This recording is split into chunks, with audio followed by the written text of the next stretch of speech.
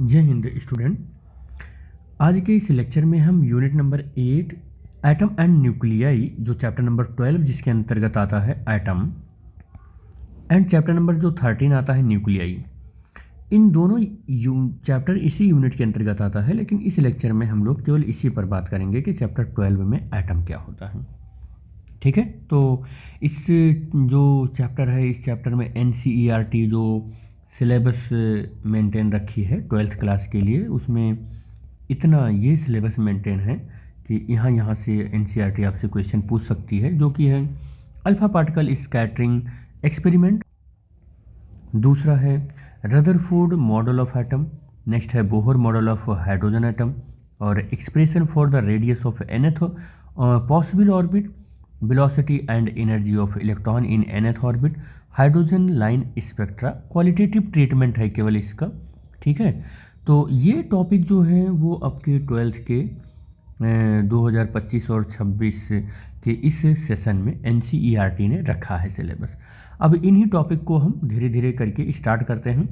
तो alpha particle scattering पढ़ने से पहले थोड़ा सा मैं आपको बताना चाहूँगा कि रदरफोर्ड का उसका थॉमसन मॉडल क्या है। ठीक है, तो Thompson model you know very well, बहुत फेमस मॉडल है और आप सबको पता भी होगा कि ये इसे प्लम पुडिंग मॉडल भी कहते हैं। प्लम पुडिंग मॉडल इसलिए बोलते हैं क्योंकि जो थॉमसन थे, थॉमसन ने ये बोला था कि अगर ये तरबूज है यानी कि वाटरमेलन है और हम इस वाटरमेलन को एक एटम मान लें, तो तरबूज में वो यानी कि हम ऐसा कह सकते हैं कि वाटरमेलन में जो सीड्स होता है वो इस तरीके से इम्बेडेड होता है जिस तरीके से ये, जैसे ये हमारा क्या है, वाटरमेलन है, इसको हम आपको बता दे रहे हैं वाटरमेलन है ये, और इस वाटरमेलन को हम मान रहे हैं कि ये एटम है। ये क्या है, एटम है।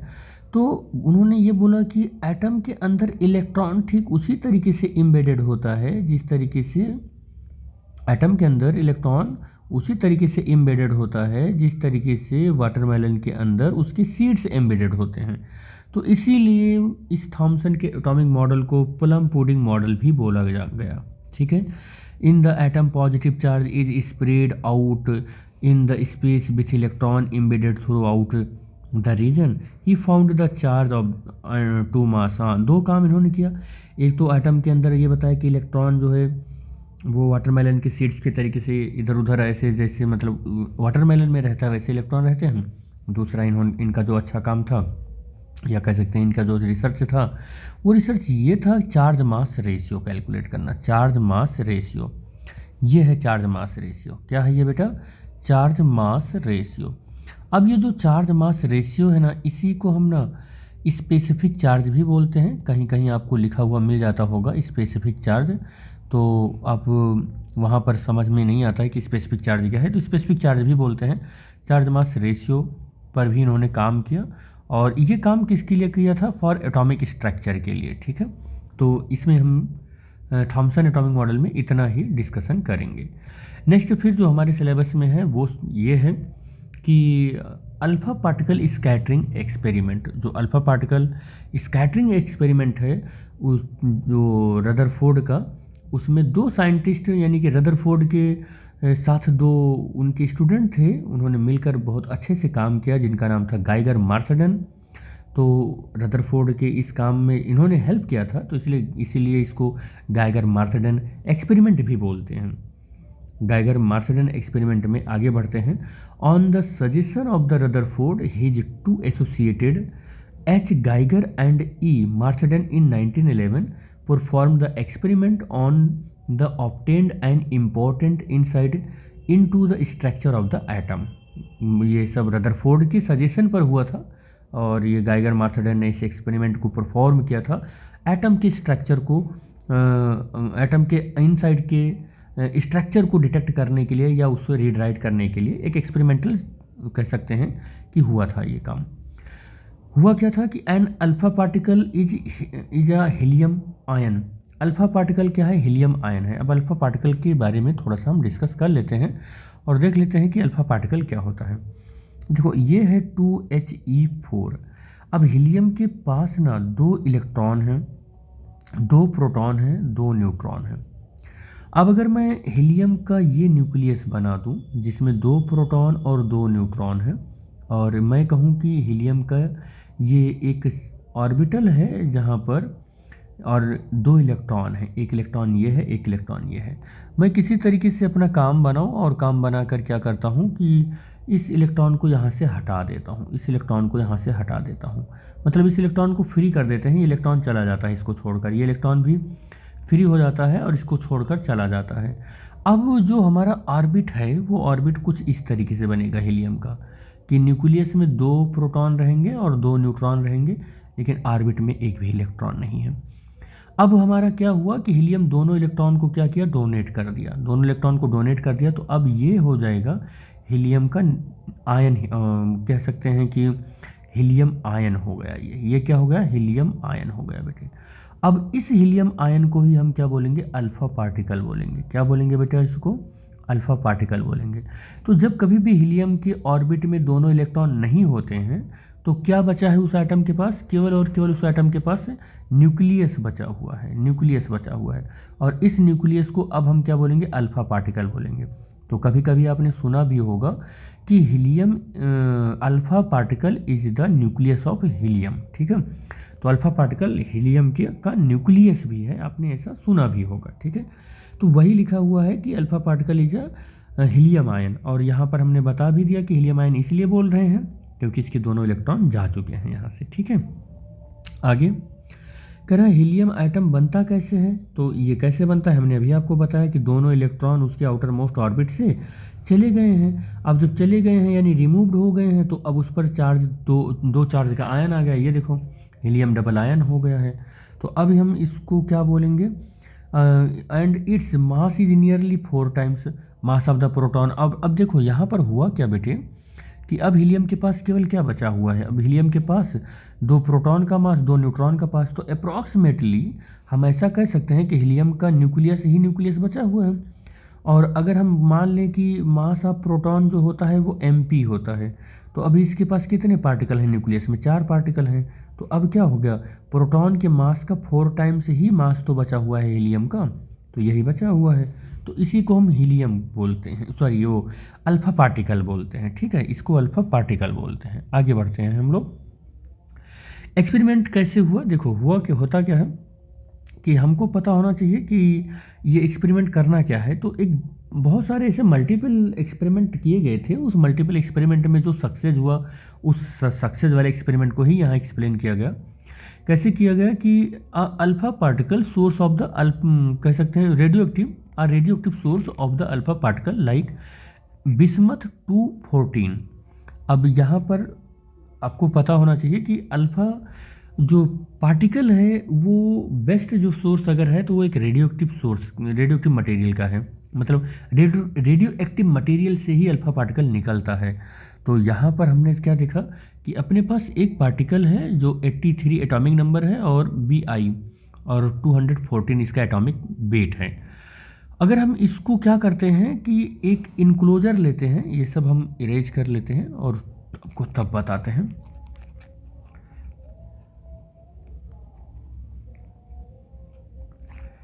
देखो एक इनक्लोजर लेते हैं, ये सपोज कर लेते हैं कि ये हमारे पास एक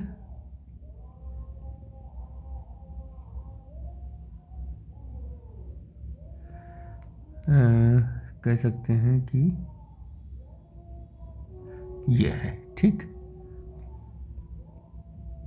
यहाँ पर ऐसे, ठीक, या फिर इसको मैं थोड़ा सा सीधा कर लेता हूँ, ये ठीक, ये हो गया। और यहाँ पर हमने क्या कर रख दिया, एक मटेरियल रख दिया जो रेडियो एक्टिव मटेरियल है। और ये जो हमने यहाँ पर चैम्बर लिया है, इस चैम्बर के पीछे का लॉजिक बता दें कि चैम्बर हमारा ग्लास का होता है। अब ग्लास का इसलिए होता है क्योंकि बटे हमें पता है कि ग्लास जो है ना, कोई भी रेडियोएक्टिव मटेरियल कन्वर्ट होते होते स्टेबल एलिमेंट की तरफ बढ़ता है और कन्वर्ट होते होते वो लास्ट में ग्लास पर ही आकर रुक जाता है, क्योंकि ग्लास जो है अब उसके नीचे रेडियोएक्टिव एलिमेंट नहीं है, ग्लास से शुरू हो जाता है स्टेबल एलिमेंट। तो अब ग्लास जो है रेडियोएक्टिव मटेरियल को स्टेबल एलिमेंट में कन्वर्ट होने का एकदम लास्ट चारा है कि बस यही होना है।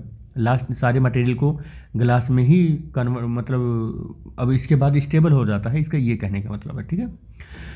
तो ग्लास में हम रेडियो एक्टिव मटेरियल को लेते हैं, यानी कि रेडियो एक्टिव मटेरियल को जब इसमें रखते हैं तो ग्लास इसको क्रॉस करके नहीं जा पाता है। तो अब यहाँ ये रेडियो एक्टिव मटेरियल है तो इसमें से अल्फ़ा बीटा गामा रेज निकलेंगी। तो जब अल्फ़ा बीटा गामा रेज निकलती हैं तो अपने को तो केवल अल्फ़ा ही मालूम कर लेना है, तो यहाँ से अल्फ़ा भी ऐसे निकल रहा है, ठीक है।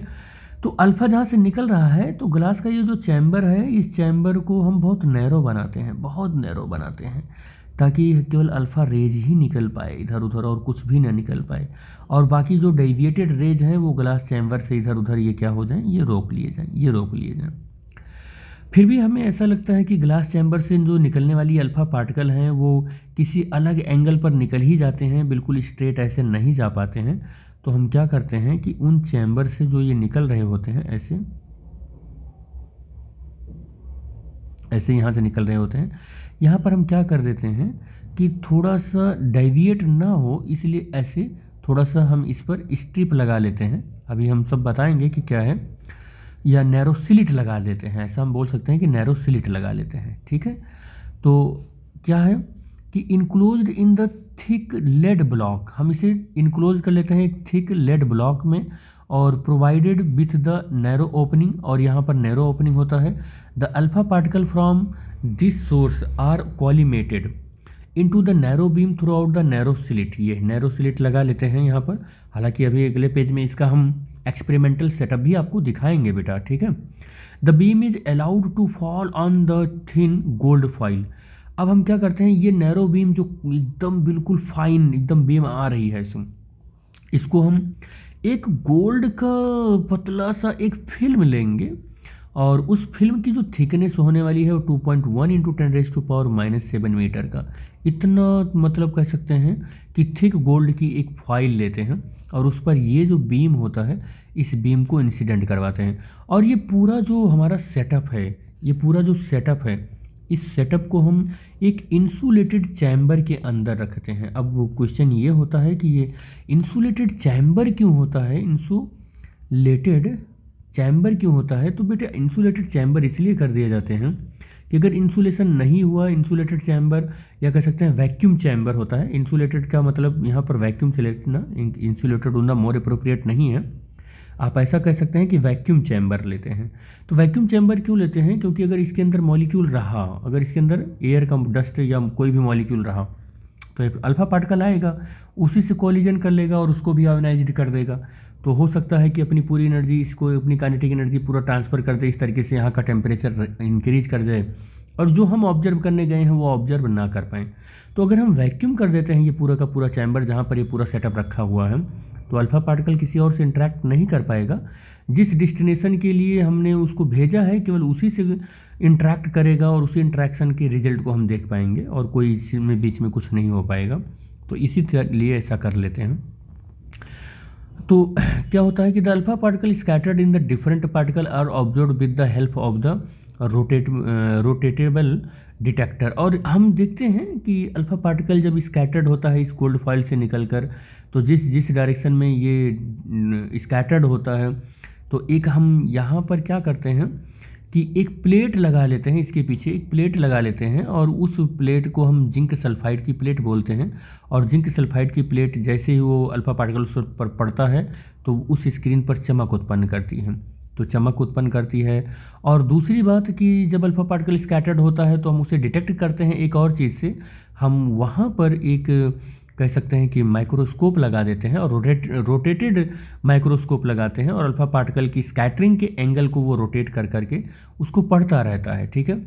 तो when ever and the alpha particle strike the screen it's produce tiny flash, कह रहा है कि जब वो स्क्रीन पर पड़ता है तो बहुत अल्प, कह सकते हैं बहुत कम चमकीला फ्लैश वहाँ पर प्रोड्यूस करता है।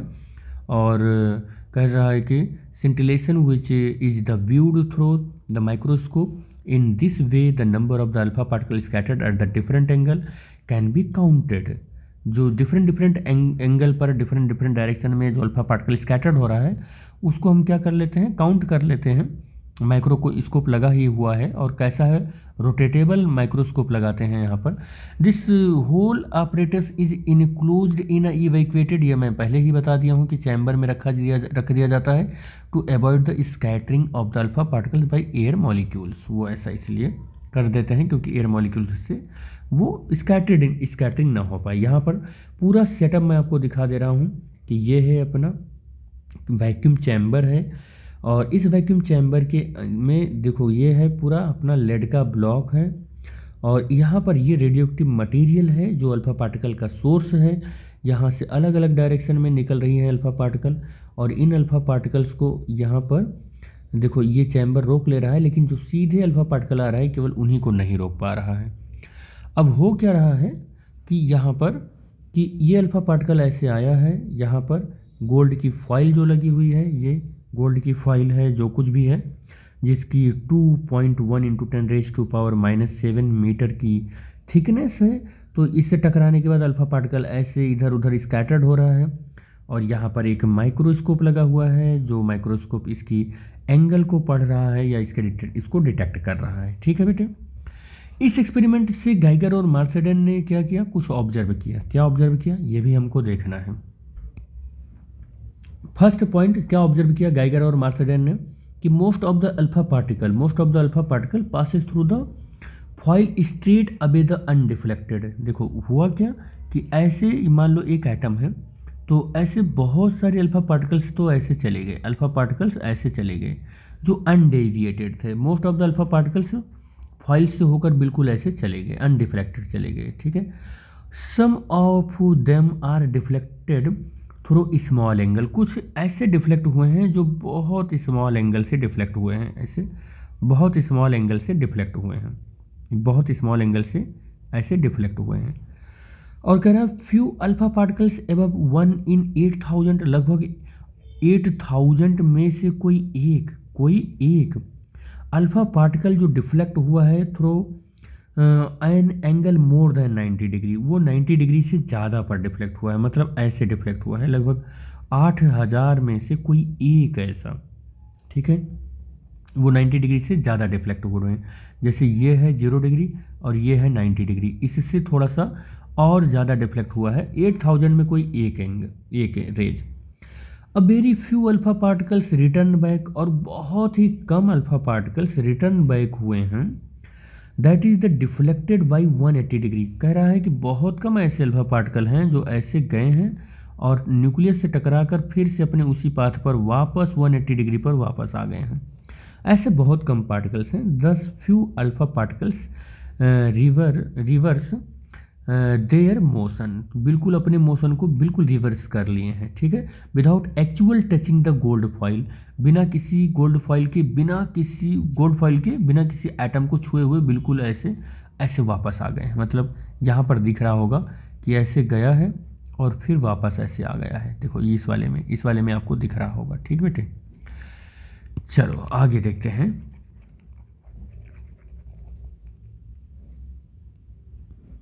और जो फिफ्थ ऑब्जर्वेशन था गाइगर और मार्सेडन का, वो ये था कि scattering of alpha particle is proportional to the thickness of the target for thin targets. ठीक है, तो scattering of alpha particle proportional किसके है, scattering of alpha particle proportional है किसके, thickness of the target for the thin targets. और उसके बाद जो हमारा 6 नंबर है वो क्या है कि number of alpha particle scattered per unit area n theta is scattered angle theta varies inversely to the sine की पावर 4 θ/2। देखो ये है ये कि अगर हम देख रहे हैं कि ये एन जो है वो नंबर ऑफ पार्टिकल है और थीटा स्कैटरिंग एंगल है, तो number of particle inversely proportional किसके है, 1/sin की पावर 4 θ/2। स्कैटरिंग एंगल का हाफ कर दो और साइन के साथ। तो बेटे एक चीज़ और आपको मैं बता दूं कि यहाँ जो गाइगर मार्सेडन ने ऑब्जर्व किया था, इसमें सबसे ज़्यादा जो इम्पोर्टेंट है वो यही वाला पॉइंट इम्पोर्टेंट है। ये कई बार पूछा भी गया है। मैं आपको बता दूं कि जब आपके पास प्रैक्टिस सेट होगा या आप प्रैक्टिस पेपर पढ़ रहे होंगे तो ये वाला रिलेशन कहीं ना कहीं आपको मिल रहा होगा। हर बार कुछ ना कुछ यहाँ से पूछा जा रहा है कि number of scattered particle per unit जो एरिया है वो किसके प्रोपोर्शनल है, तो 1/sin⁴ sin⁴ θ/2 के प्रोपोर्शनल है। ये रिलेशन याद भी रखना। इसका ग्राफ भी बहुत इंपॉर्टेंट है, जो कि इसका ग्राफ ये है कि हम इस एक्सिस पर यानी कि एक्स एक्सिस पर स्कैटरिंग एंगल लें जो कि थीटा से रिप्रेजेंट कर रहे हैं और इन डिग्री में, और इस वाई एक्सिस पर अगर हम क्या लें कि नंबर ऑफ पार्टिकल्स लें जो स्कैटर्ड हो रहे हैं, तो हम n लेते हैं यहाँ पर। तो हम लेते हैं 10⁻², 10⁻3, 10⁻4, 5, 6, 7 ऐसे 10⁻ में लेते हैं। और इधर मैं डिग्री में लेता हूँ 1 डिग्री, 20 डिग्री, 40 डिग्री, 60, 30, 40 और 80 और 100, 120, 140 ऐसे लेता हूँ। तो मैं देखता हूँ कि नंबर ऑफ़ पार्टिकल को, देखो स्कैटर्ड एंगल को अगर हम डिक्रीज करते करते चले जाते हैं, ऐसे डिक्रीज करते करते चले जाते हैं, तो बहुत सारे नंबर ऑफ़ पार्टिकल, देखो 20 डिग्री अगर हम लेते हैं, मानी कि 20 डिग्री पर बहुत सारे पार्टिकल यहाँ पर देखो ये क्या कर रहे हैं, स्कैटर्ड हो रहे हैं। लेकिन अगर मैं 40 डिग्री नंबर ऑफ वो स्कैटरिंग एंगल इंक्रीज करता हूँ, तो देखो पार्टिकल और कम हो गए। और अगर 60 डिग्री पर यानी स्कैटर्ड एंगल और इंक्रीज करते हैं तो पार्टिकल और कम हो गए। और अगर मैं यहाँ पर देखो 80 डिग्री, 100 डिग्री या 120 डिग्री लेता हूँ, तो नंबर ऑफ पार्टिकल और कम इंक्रीज कर गए। इसका मतलब कि ऐसे बहुत कम पार्टिकल हैं जो 120 डिग्री पर स्कैटर्ड हुए होंगे। और देखो आप कि अगर मैं यहाँ पर बात कर रहा हूँ 140 डिग्री या इनसे कम, इस पर तो लगभग बहुत कम ही पार्टिकल ऐसे हैं जो बहुत ज़्यादा एंगल पर स्कैटर्ड हो रहे हैं। ठीक है, तो इसके लिए ये ग्राफ भी बड़ा इम्पॉर्टेंट है। इस ग्राफ के लिए अगर मैं एक ऐसे इस तरीके से एक डायग्राम को डिस्कस करूं, तो इस डायग्राम में ये पता चल जाता है कि most of the alpha particles जो है यहाँ पर देखो ये pass through the foil straight away undeflected, ये ऐसे चला गया। बहुत कम ऐसे पार्टिकल हैं जो कह सकते हैं कि 90 डिग्री से ज़्यादा पर ऐसे डेविएट हुए होंगे, और बहुत उससे भी कम पार्टिकल ऐसे होंगे जो 180 डिग्री पर डेविएट हुए होंगे। और ये जो डेविएशन है, इनको, इस एंगल को हम क्या बोलते हैं, ये थीटा बोलते हैं। और किस तरीके से नंबर ऑफ पार्टिकल और ये डेविएशन एंगल रिलेशन में रहता है, ये सब भी आपको हमने डिस्कस में करके बता ही दिया है। ठीक है, आगे बढ़ते हैं कि limitation of the Rutherford's atomic model. Rutherford का जो एटॉमिक मॉडल है उसकी कुछ लिमिटेशंस हैं। फर्स्ट लिमिटेशन तो आई कि रदरफोर्ड का जो एटॉमिक मॉडल है वो स्टेबिलिटी ऑफ एन एटम को एक्सप्लेन नहीं कर पाया। दूसरा है कैरेक्टरिस्टिक ऑफ स्पेक्ट्रम, इसको एक्सप्लेन नहीं कर पाया। अब स्टेबिलिटी ऑफ एटम को एक्सप्लेन नहीं कर पाया, उसके पीछे का लॉजिक ये है कि इन्होंने ये बोला कि जब इलेक्ट्रॉन न्यूक्लियस के चारों ओर ऑर्बिट में चक्कर लगाता है तो कंटिन्यूसली इलेक्ट्रॉन क्या करता है, एनर्जी को इमिट करता रहता है, मतलब कंटिन्यूस स्पेक्ट्रम को इमिट करता रहता है। अब जब कंटिन्यूसली स्पेक्ट्रम को इमिट कर रहा है, न्यूक्लियस के चारों ओर चक्कर लगा रहा है, तो ये इलेक्ट्रॉन क्या करेगा कि ये इलेक्ट्रॉन क्या करेगा, अपना इलेक्ट्रॉन का न्यूक्लियस के चारों चक्कर लगाएगा तो एनर्जी को इमिट करेगा। तो एनर्जी इमिट करेगा तो फिर उसकी एनर्जी कम होती चली जाएगी, इलेक्ट्रॉन की एनर्जी कम होती चली जाएगी तो उसका रेडियस भी कम होता चला जाएगा। रेडियस कम होता चला जाएगा तो एक टाइम ऐसा आएगा कि न्यूक्लियस के चारों ओर ऐसे चक्कर लगाते लगाते लगाते लगाते न्यूक्लियस में गिर जाएगा। और जब न्यूक्लियस में गिर जाएगा इलेक्ट्रॉन, तो न्यूक्लियस के अंदर पॉजिटिव चार्ज है, इलेक्ट्रॉन के पास नेगेटिव चार्ज है। पॉजिटिव और नेगेटिव मिलकर क्या करेंगे, पूरे एटम के एग्जिस्टेंस को ख़त्म कर देंगे। तो इस तरीके से स्टेबिलिटी ऑफ एटम को एक्सप्लेन ही नहीं किया जा सका। यानी कि इलेक्ट्रॉन जब ऑर्बिट में चलता है तो जो यह बोला गया कि इस एनर्जी को इमिट करता है, स्पेक्ट्रम यहाँ पर इमिशन होता रहता है, तो ये भी गलत बोल दिया गया कि इलेक्ट्रॉन जब अपनी स्टेबल ऑर्बिट में चलता है तो करेक्टरिस्टिक स्पेक्ट्रम या स्पेक्ट्रम यानी एनर्जी को इमिट नहीं करता है। और इस तरीके से अगर एनर्जी को इमिट करेगा तो स्टेबिलिटी को भी एक्सप्लेन नहीं ही कर पाएगा, क्योंकि आपको पता है कि इलेक्ट्रॉन ऑर्बिट में चलेगा तो कंटिन्यूसली एनर्जी को इमिट करेगा, यानी कि उसका स्पेक्ट्रम निकलता रहेगा और एनर्जी कम होती रहेगी तो उसका रेडियस कम होता रहेगा। एक टाइम आएगा न्यूक्लियस में गिर जाएगा, और न्यूक्लियस में गिर जाएगा तो एटम का एग्जिस्टेंस खत्म हो जाएगा। तो दो लिमिटेशन है, स्टेबिलिटी ऑफ एटम और कैरेक्टरिस्टिक स्पेक्ट्रम, इन दोनों को एक्सप्लेन नहीं कर पाया। बाद में चलकर बोहर्स का एटॉमिक थ्योरी आई और जिसमें यही बोला गया कि इलेक्ट्रॉन जो है ना ऐसे ऑर्बिटल को ऐसे डिक्रीज करते करते जो आप न्यूक्लियस में गिरा रहे हो, ऐसे ऑर्बिट में इलेक्ट्रॉन नहीं चलता है। बल्कि एक स्टेबल ऑर्बिट में चलता है, जिसे हम बोहर एटॉमिक मॉडल बोलते हैं। लेकिन उससे पहले हम देख लेते हैं कुछ और चीज़ें कि अगर कोई अल्फ़ा पार्टिकल्स आता है तो न्यूक्लियस के पास, और फिर 180 डिग्री पर अगर ऐसे वापस आ जाता है, तो वो न्यूक्लियस के कितने पास तक आ पाता है। तो इसको बोला जाता है डिस्टेंस ऑफ क्लोजेस्ट अप्रोच या estimation of the nuclear size. तो न्यूक्लियर साइज को एस्टिमेट करना है आपको, तो इसको देखना पड़ेगा। तो एक चीज़ आपको बता दूं कि इलेक्ट्रॉन अगर आ रहा है बेटे, तो ज़रूर उसके पास काइनेटिक एनर्जी है, काइनेटिक एनर्जी ऑफ इलेक्ट्रॉन है। और न्यूक्लियस यहाँ पर स्टेबल है बिल्कुल ऐसे, तो ज़रूर इसके पास पोटेंशियल एनर्जी है। कौन सी एनर्जी है बेटे इसके पास? पोटेंशियल एनर्जी है। अब आपको देखना होगा पोटेंशियल एनर्जी है, ठीक है। अब आपको ये देखना होगा कि पोटेंशियल एनर्जी यहाँ पर इतना है कि पहले तो ये बैलेंस नहीं कर पाया इसकी काइनेटिक एनर्जी को अल्फ़ा पार्टिकल के, लेकिन पोटेंशियल एनर्जी इतनी हो गई कि जब इसके बहुत पास आ गया तो इसको बैलेंस कर ले गया, और बैलेंस कर लिया गया, और इसको फिर क्या किया? रिपेल कर दिया। इसको क्या कर दिया? रिपेल कर दिया। अच्छा, रिपेल क्यों किया होगा? क्योंकि हमें पता है कि जो न्यूक्लियस है वो पॉजिटिव चार्ज हो गया। रदरफोर्ड के एक्सपेरिमेंट से पता चल गया कि न्यूक्लियस पॉजिटिव चार्ज है, और अल्फ़ा पार्टिकल्स भी तो पॉजिटिव चार्ज है। तो पॉजिटिव पॉजिटिव के बीच में क्या होता है? रिपल्सन होता है। जब रिपल्सन होता है तो फिर इस न्यूक्लियस ने इस अल्फ़ा पार्टिकल को क्या किया? रिपेल किया होगा। तो रिपेल किया होगा तो ज़रूर इसका जो पोटेंशियल एनर्जी है इस अल्फ़ा पार्टिकल की काइनेटिक एनर्जी के क्या हुआ होगा? इक्वल हुआ होगा। तो अगर ये दोनों एनर्जी इक्वल हुई होगी तो हमें पता है कि अल्फ़ा पार्टिकल की जो काइनेटिक एनर्जी है वो कितनी होगी? हाफ mv² इक्वल टू के जेड ई इंटू क्या हो गया? 2e upon r0। ये हो गया होगा, r0 हुआ होगा। ये इसकी क्या क्या है? mv² इसके इक्वल हुआ होगा, पोटेंशियल एनर्जी के इक्वल हुआ होगा। या आप ऐसे देखो, या आप ऐसे लिख सकते हो, देखो कि इसका काइनेटिक एनर्जी इसके पोटेंशियल एनर्जी के ठीक इक्वल है। तो kinetic energy equal to potential energy.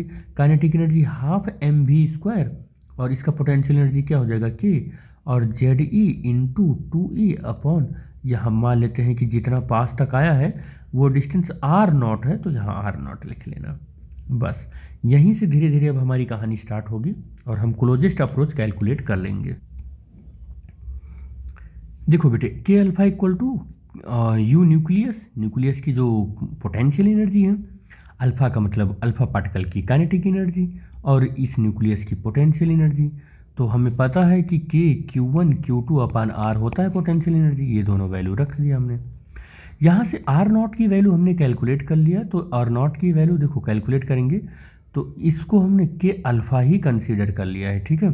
तो के अल्फ़ा हो गया, और ये के, ये वाला जो के है, ये जो के है, ये वाला के है, जिसकी वैल्यू 1/4πε0 या 9 × 10⁻⁹ होता है, ठीक है।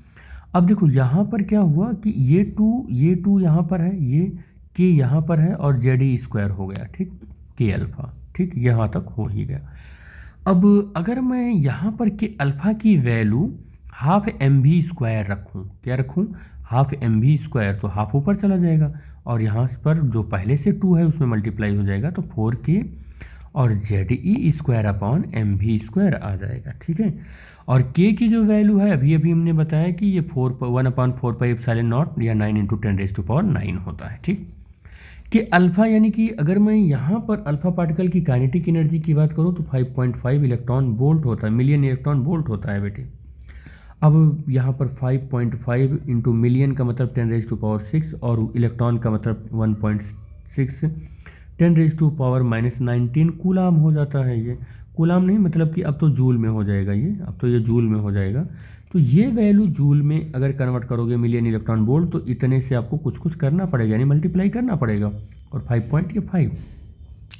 तो अल्फ़ा पार्टिकल का 5.5 जो मिलियन इलेक्ट्रॉन वोल्ट होता है उसको कन्वर्ट किया कुछ इस तरीके से कि 5.5 और ये 10⁻⁻19 होता है, लेकिन मिलियन है बेटा यहाँ पर।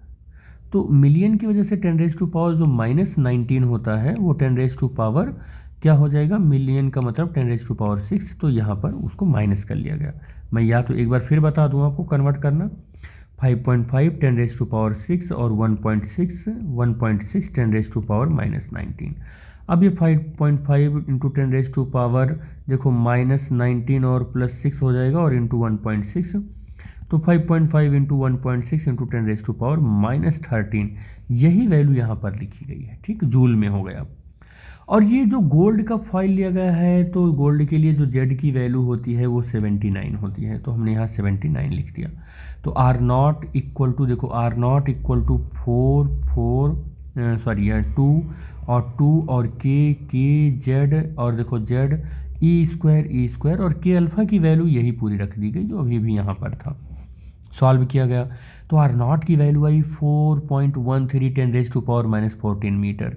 अगर मैं इसको थोड़ा सा और सही लिखूँगा तो यहाँ पर 41.3 इंटू 10⁻15 मीटर हो जाएगा। और अब हम अगर इसका ऑर्डर देखें 10⁻15 मीटर का, तो हम इसको फर्मी लिख सकते हैं। क्या लिख सकते हैं बेटे? 10⁻15 मीटर को हम बोलते हैं कि 1 फर्मी है, ठीक है, तो फर्मी लिख दिया। तो हम देखेंगे कि जो न्यूक्लियस की साइज है वो, उसका जो स्केल है वो फर्मी स्केल है, यानी कि फर्मी लेवल पर या फर्मी मीटर में या फेम्टोमीटर में न्यूक्लियस की साइज होती है, जो कि 41.3 फर्मी। यहाँ पर क्लोजेस्ट अप्रोच के थ्रू एस्टिमेट किया गया न्यूक्लियस की साइज, ठीक है। अब अगर मैं यहाँ पर थोड़ा सा देखूँ तो radius of the nucleus is the order of the fermi where fermi 1.2 fermi is equal to 10⁻⁻15 metre आ जाएगा। तो क्लोजेस्ट अप्रोच कुछ इस तरीके से कैलकुलेट कर ली गई, ठीक बेटे। चलो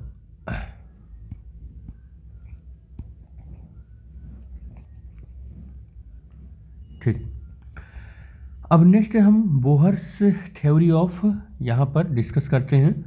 Bohr's theory is applicable for the hydrogen like atom, यानी कि यहाँ पर मैं हेडिंग भी लिख सकता हूँ, हेडिंग में ये लिखूँगा बोहर्स एटॉमिक थ्योरी, ठीक है। तो ये हो गया बोहर्स एटॉमिक थ्योरी। और बोहर्स एटॉमिक थ्योरी का में जो ये है ना, इसको बोलते हैं बोहर्स पोस्टुलेट। क्या बोलते हैं बेटे इसको? बोहर्स पोस्टुलेट, ठीक है, बोहर्स पोस्टुलेट। तो अगर बोहर्स पोस्टुलेट अगर हम पढ़ रहे हैं तो बोहर्स पोस्टुलेट में ये बात हमें ध्यान में रखनी होगी कि Bohr's theory is applicable for the hydrogen like atom और आयन। तो हाइड्रोजन लाइक एटम और आयन, यानी कि बोहर्स ने जो अपना पोस्टुलेट दिया, उस पोस्टुलेट को 1 बाय 1 करके जितने भी एलिमेंट हैं जब उस पर इम्प्लीमेंट किया जाने लगा, तो ये देखा गया कि ये थ्योरी जो है वो सब पर इम्प्लीमेंट नहीं हो पा रही है, केवल उन्हीं पर इम्प्लीमेंट हो पा रही है जो जिनका एटॉमिक नंबर 1 है, या हम ऐसे कह सकते हैं कि जिनके पास केवल एक इलेक्ट्रॉन है, केवल यह कह सकते हैं कि जिनका फर्स्ट ऑर्बिट है, केवल उन्हीं के में इलेक्ट्रॉन है, उन्हीं पर ही इम्प्लीमेंट हो पा रहा है, बाकी सब पर नहीं हो पा रहा है। तो ऐसे कितने एलिमेंट हैं? तो देखे गए कि 1H1 1H2 1H3 और 2He4 प्लस, या कह सकते हैं कि He+, ये लिथियम प्लस, इन्हीं पर ही बोहर्स एटॉमिक थ्योरी लग पाई। अब आप सोच रहे होंगे कि आपने कहा कि एक इलेक्ट्रॉन जिन पर है उन्हीं पर लग पा रहा था, तो यहाँ तो 2 है। तो मैं आपको बता दूँ आपको कि जो हीलियम है, हीलियम के पास 2 इलेक्ट्रॉन इस ऑर्बिट में थे, ये इलेक्ट्रॉन, लेकिन हमने आपको कहा कि हीलियम पर नहीं लगता है Bohr's atomic theory, helium plus पर लगता है। तो हीलियम प्लस का मतलब एक इलेक्ट्रॉन यहाँ से क्या हुआ, चला गया, एक इलेक्ट्रॉन घूमने चला गया, तो अब इसके पास एक इलेक्ट्रॉन बचा। अगर लिथियम की बात करें तो लिथियम में भी यही कहानी चल रही है कि अगर लिथियम के आउटर मोस्ट ऑर्बिट में 2 इलेक्ट्रॉन हैं, तो लिथियम में 3 इलेक्ट्रॉन हैं। तो डबल प्लस का मतलब है कि ये वाला इलेक्ट्रॉन भी चला गया, ये वाला इलेक्ट्रॉन भी चला गया, केवल एक इलेक्ट्रॉन इस ऑर्बिट में घूम रहा है। तो हीलियम डबल प्लस का यही मतलब हुआ कि आउटर मोस्ट ऑर्बिट में केवल एक इलेक्ट्रॉन है, तभी बोहर्स के एटॉमिक थ्योरी पर कह सकते हैं कि वैलिड है या एटॉमिक थ्योरी एप्लीकेबल होता है। तो एप्लीकेबल किस पर हो सकता है? हाइड्रोजन की बात करेंगे तो एटम हो जाएगा, बाकी हीलियम लिथियम की बात करेंगे तो आयंस हो जाएगा। तो हाइड्रोजन या आयंस पर ही बोहर्स के एटॉमिक थ्योरी एप्लीकेबल है। बोहर्स ने अपने एटॉमिक थ्योरी में क्या किए थे, कुछ पोस्टुलेट्स दिए थे, उन्हीं पोस्टुलेट को बोहर्स का एटॉमिक थ्योरी बोला गया था। तो उसमें फर्स्ट जो पोस्टुलेट है उसमें क्या बोला गया कि न्यूक्लियर कॉन्सेप्ट दिया गया, यानी कि हम यहाँ पर एक्सप्लेन करते हैं कि ये क्या है। An atom consist of the small and massive central core. कोई भी एटम होगा, उस एटम के सेंटर में बहुत ही छोटा और बहुत ही, यानी कि ऐसा कह सकते हैं कि पूरे एटम का टोटल मास वहाँ पर कॉन्सेंट्रेटेड रहेगा, यानी कि मैसिव होगा और सेंट्रल कोर होगा, बिल्कुल एकदम केंद्र में होगा, एटम के सेंटर में होगा। ठीक है, उसी को हम क्या बोलेंगे, न्यूक्लियस बोलेंगे। उसी को क्या बोलेंगे, न्यूक्लियस बोलेंगे। और around which the planetary electron revolve, और उसी के चारों ओर इलेक्ट्रॉन क्या करेगा, प्लेनेटरी मोशन करेगा, यानी कि ऑर्बिट में क्या करेगा, इलेक्ट्रॉन चलेगा। ये ऑर्बिट में इलेक्ट्रॉन चलेगा, ये ऐसे इलेक्ट्रॉन ऐसे यहाँ पर चलेगा। और उस इलेक्ट्रॉन पर सेंटर और इलेक्ट्रॉन के बीच में कुछ फोर्स लगेगा, और सपोज कर लेते हैं कि इस पर जो फोर्स लग रहा है वो कुछ इस तरीके से फोर्स लग रहा है, ये कुछ इस तरीके से फोर्स लग रहा है। तो ये यहाँ पर ये देखा गया कि अगर इस इलेक्ट्रॉन पर न्यूक्लियस के थ्रू हम कहें कि एक इलेक्ट्रोस्टैटिक फोर्स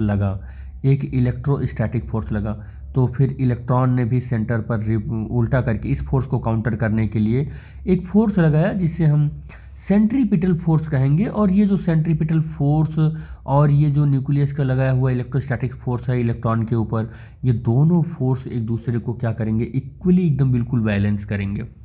और अगर ये इक्वली बैलेंस कर रहे हैं, सेंट्रीपिटल फोर्स और इलेक्ट्रोस्टैटिक्स फोर्स, ये दोनों एक दूसरे को क्या कर रहे हैं, बिल्कुल इक्वली बैलेंस कर रहे हैं, तो फिर इस ऑर्बिट का जो साइज है वो घटेगा नहीं, घटे और बढ़ेगा भी नहीं, बिल्कुल इक्वली एक्ट कर रहे हैं। तो इलेक्ट्रॉन कंटिन्यूसली इसी ऑर्बिट में चलता रहेगा, और कंटिन्यूसली अगर इसी ऑर्बिट में इलेक्ट्रॉन चलता रहेगा तो न्यूक्लियस में गिरने का चांस नहीं है, और न्यूक्लियस में गिरने का चांस नहीं है तो फिर एटम का एग्जिस्टेंस भी खराब नहीं होगा, ख़त्म नहीं होगा।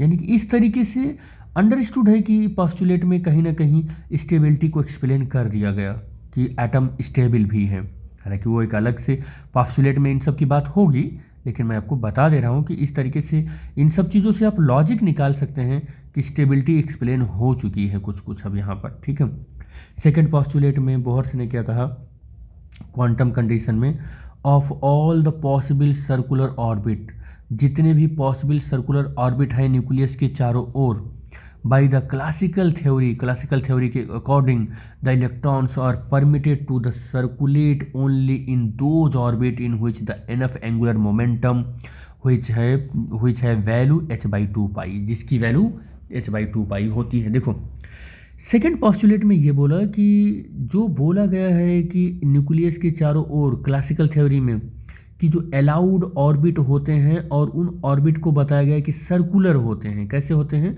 सर्कुलर होते हैं। तो किसी भी न्यूक्लियस के चारों ओर कितने ऑर्बिट होते हैं, इनफाइनाइट ऑर्बिट होते हैं भाई, बहुत सारे ऑर्बिट होते हैं। लेकिन यहाँ बोला उन्होंने, बोहर्स ने, कि इलेक्ट्रॉन केवल उन्हीं ऑर्बिट में परमिटेड होते हैं जिन ऑर्बिट का एनफ एंगुलर मोमेंटम h/2 पाई होता है। हर एक ऑर्बिट में अगर 1000 ऑर्बिट हम बनाना चाहें तो यहाँ बना सकते हैं, लेकिन 1000 ऑर्बिट में, 1000 ऑर्बिट में इलेक्ट्रॉन नहीं रिवॉल्व करेगा, हर एक ऑर्बिट में इलेक्ट्रॉन नहीं रिवॉल्व करेगा। बोहर्स ने बताया कि केवल उन्हीं ऑर्बिट में इलेक्ट्रॉन रिवॉल्व करता है जिस किसी भी ऑर्बिट का एंगुलर मोमेंटम L = mvr, वो किसके इक्वल होगा, nh/2 पाई के इक्वल होगा। उन्हीं ऑर्बिट में केवल इलेक्ट्रॉन रिवॉल्व करेगा। अगर इसमें इलेक्ट्रॉन घूम रहा है और उसका एनफ एंगुलर मोमेंटम नहीं है तो क्यों घूम रहा है, यानी कि नहीं घूमेगा। यानी कि जिस ऑर्बिट का angular momentum mvr L nh/2 पाई से कम होगा उसमें इलेक्ट्रॉन घूमेगा ही नहीं।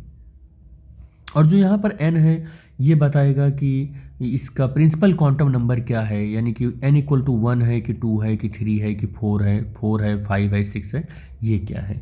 और इस पोस्टुलेट को, बोहर्स के इस पोस्टुलेट को बोला गया कि this is the Bohr quantization condition. इसी को बोहर्स क्वांटाइजेशन कंडीशन बोला गया। ठीक है, कि ये बोहर्स क्वांटाइजेशन कंडीशन है। ठीक, फिर बोहर्स की जो एटॉमिक थ्योरी में जो थर्ड पोस्टुलेट आया, उस थर्ड पोस्टुलेट को बोला गया स्टेशनरी ऑर्बिट। अब हमने आपको यहीं पर थोड़ा थोड़ा आपको क्लू दे दिया था कि जब किसी भी ऑर्बिट में इलेक्ट्रॉन ऐसे घूमेगा तो वहाँ पर इलेक्ट्रॉन और न्यूक्लियस के बीच में एक दूसरे को काउंटर करने के लिए जो पेयर ऑफ फोर्सेस लगेंगे वो इलेक्ट्रोस्टैटिक्स फोर्स और सेंट्रीपिटल फोर्स होंगे। और अगर ये एक दूसरे को इक्वली काउंटर कर रहे हैं तो ज़रूर फिर इलेक्ट्रॉन का ऑर्बिट सर्टेन होगा डेफिनिट होगा और स्टेबल होगा तो एटम भी स्टेबिलिटी को एक्सप्लेन कर ले जाएगा। तो थर्ड पॉस्टुलेट में स्टेशनरी ऑर्बिट को एक्सप्लेन किया गया। while the revolving in the permissible orbit and the electron does not radiate the energy। और अगर आप कह रहे हो कि परमिटेड ऑर्बिट में इलेक्ट्रॉन घूम रहा है, परमिटेड ऑर्बिट में इलेक्ट्रॉन घूम रहा है, तो जो रदरफोर्ड ने बोला था कि ऑर्बिट में इलेक्ट्रॉन घूमता है तो एनर्जी को रेडिएट करता है, तो हमने कहा कि रेडिएट जब करेगा तो उसकी एनर्जी धीरे धीरे कम होगी, एनर्जी धीरे धीरे कम होगी तो उसका रेडियस भी धीरे धीरे कम हो जाएगा और एक टाइम ऐसा आएगा कि न्यूक्लियस में गिर जाएगा। और न्यूक्लियस में गिर जाएगा तो न्यूक्लियस पॉजिटिव चार्ज है, इलेक्ट्रॉन नेगेटिव चार्ज है और फिर उसका एग्जिस्टेंस खत्म हो जाएगा। लेकिन इन्होंने क्या बोला अपने पॉस्टुलेट में, बोहर ने क्या बोला रदरफोर्ड के एटॉमिक मॉडल से बिल्कुल हटकर, कि जब कभी भी परमिटेड ऑर्बिट में इलेक्ट्रॉन घूमेगा तो एनर्जी को रेडिएट ही नहीं करेगा। अब बेटे सुनना ध्यान से कि जब ऑर्बिट में घूमते हुए इलेक्ट्रॉन एनर्जी को रेडिएट नहीं करेगा, इलेक्ट्रॉन रेडिएट एनर्जी को नहीं करेगा तो उसकी एनर्जी नहीं कम होगी इलेक्ट्रॉन की। और जब एनर्जी नहीं कम होगी, एनर्जी कांस्टेंट रहेगा इस ऑर्बिट का, तो अब उसका रेडियस कम नहीं होगा। जब रेडियस कम नहीं होगा तो फिर इस न्यूक्लियस में गिरने के चांस नहीं होंगे इलेक्ट्रॉन के। इस तरीके से क्या हुआ कि स्टेशनरी ऑर्बिट और स्टेबिलिटी फिर से एक्सप्लेन कर ली गई, यानी कि बहुत एप्रोप्रिएट पॉस्टुलेट दिया गया जिससे कि एटम की स्टेबिलिटी एक्सप्लेन हो रही है। ठीक है। फोर्थ पॉस्टुलेट में क्या बोला गया कि फ्रीक्वेंसी कंडीशन है ये, या क्या बोला गया कि किसी भी एटम में मान लेते हैं कि एटम है और एटम का ये ग्राउंड स्टेट है, ये ग्राउंड स्टेट है जिसमें इलेक्ट्रॉन रिसाइड करता है, ये ग्राउंड स्टेट है जिसमें इलेक्ट्रॉन रिसाइड कर रहा है आउटर मोस्ट ऑर्बिट का, और कहीं से उस इलेक्ट्रॉन को एनर्जी मिल गई, मान लेते हैं वो एनर्जी एच न्यू है और इस जो ग्राउंड स्टेट है इसकी एनर्जी E1 है।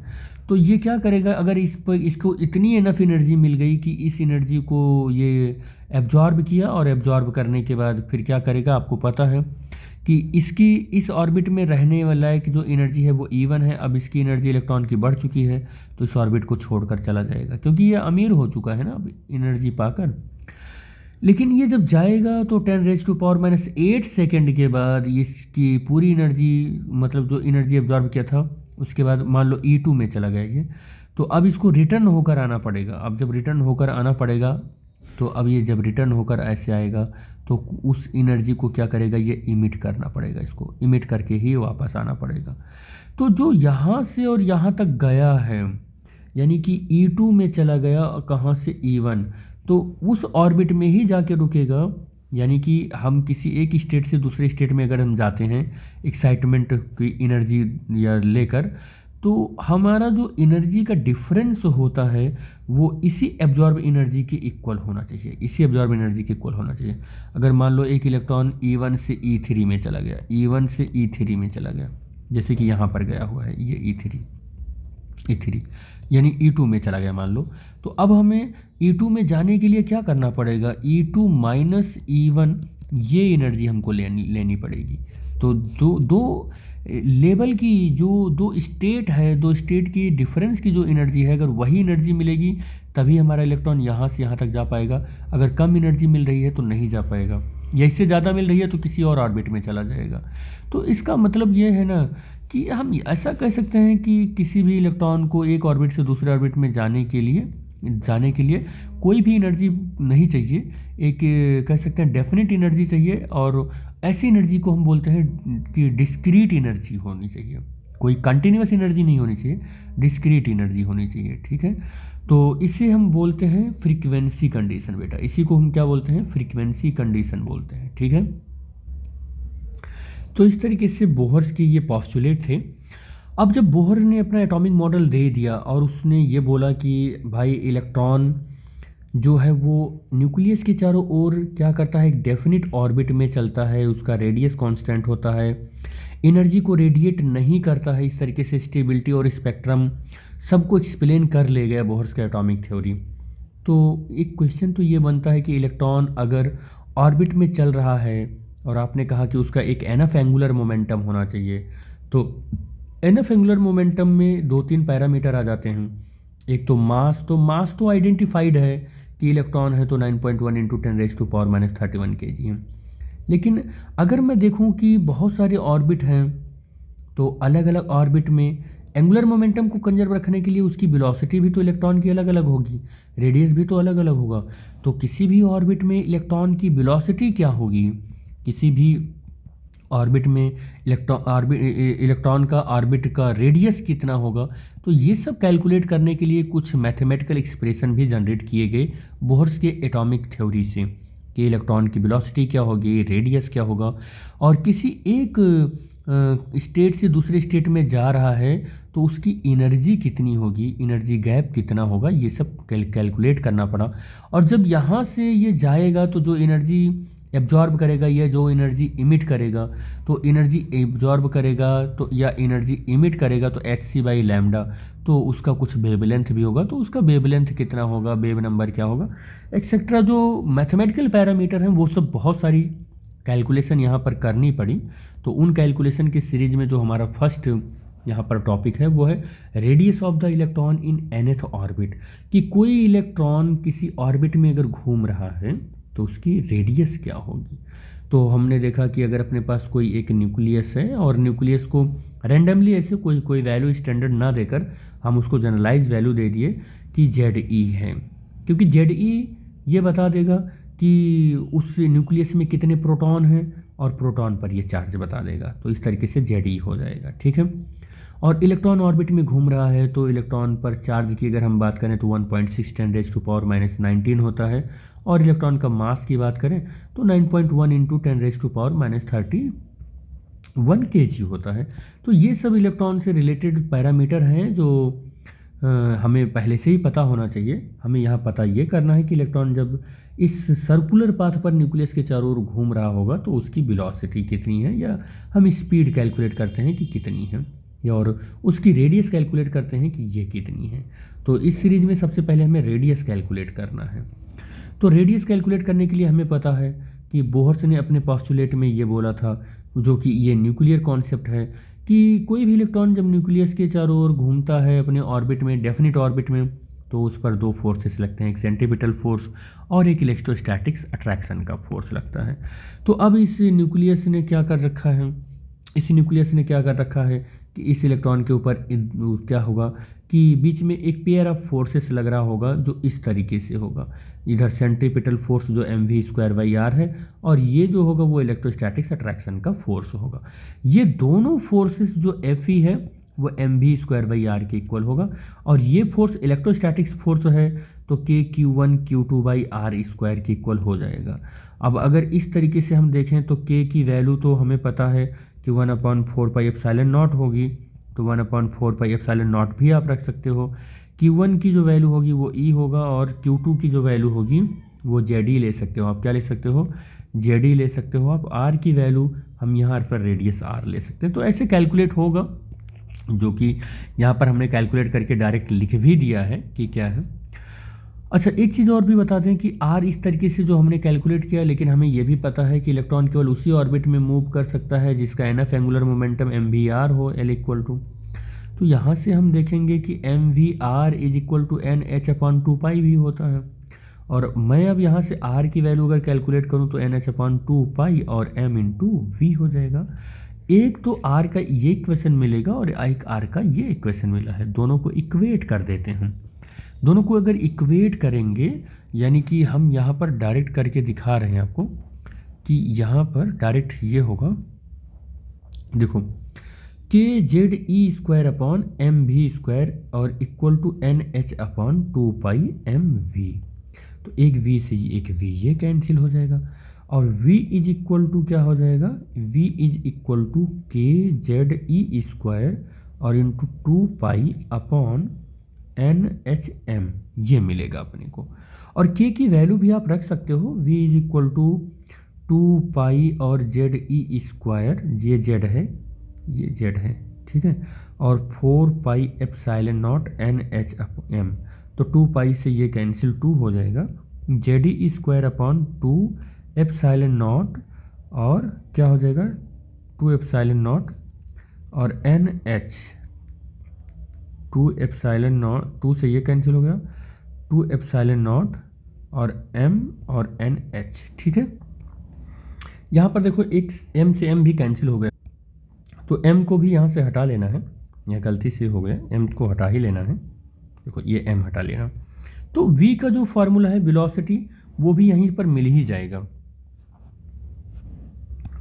तो अगर मैं इस वेलोसिटी का फार्मूला यहाँ पर अगर मैं रख दूँ, यहाँ पर देखो इस वाले इक्वेशन में, तो भी r की वैल्यू हमें मिल ही जाएगी। मैं कर ही लेता हूँ, r इक्वल टू देखो NH/2πm और v की प्लेस पर रखूँगा ZE²/2ε0 n इंटू एच।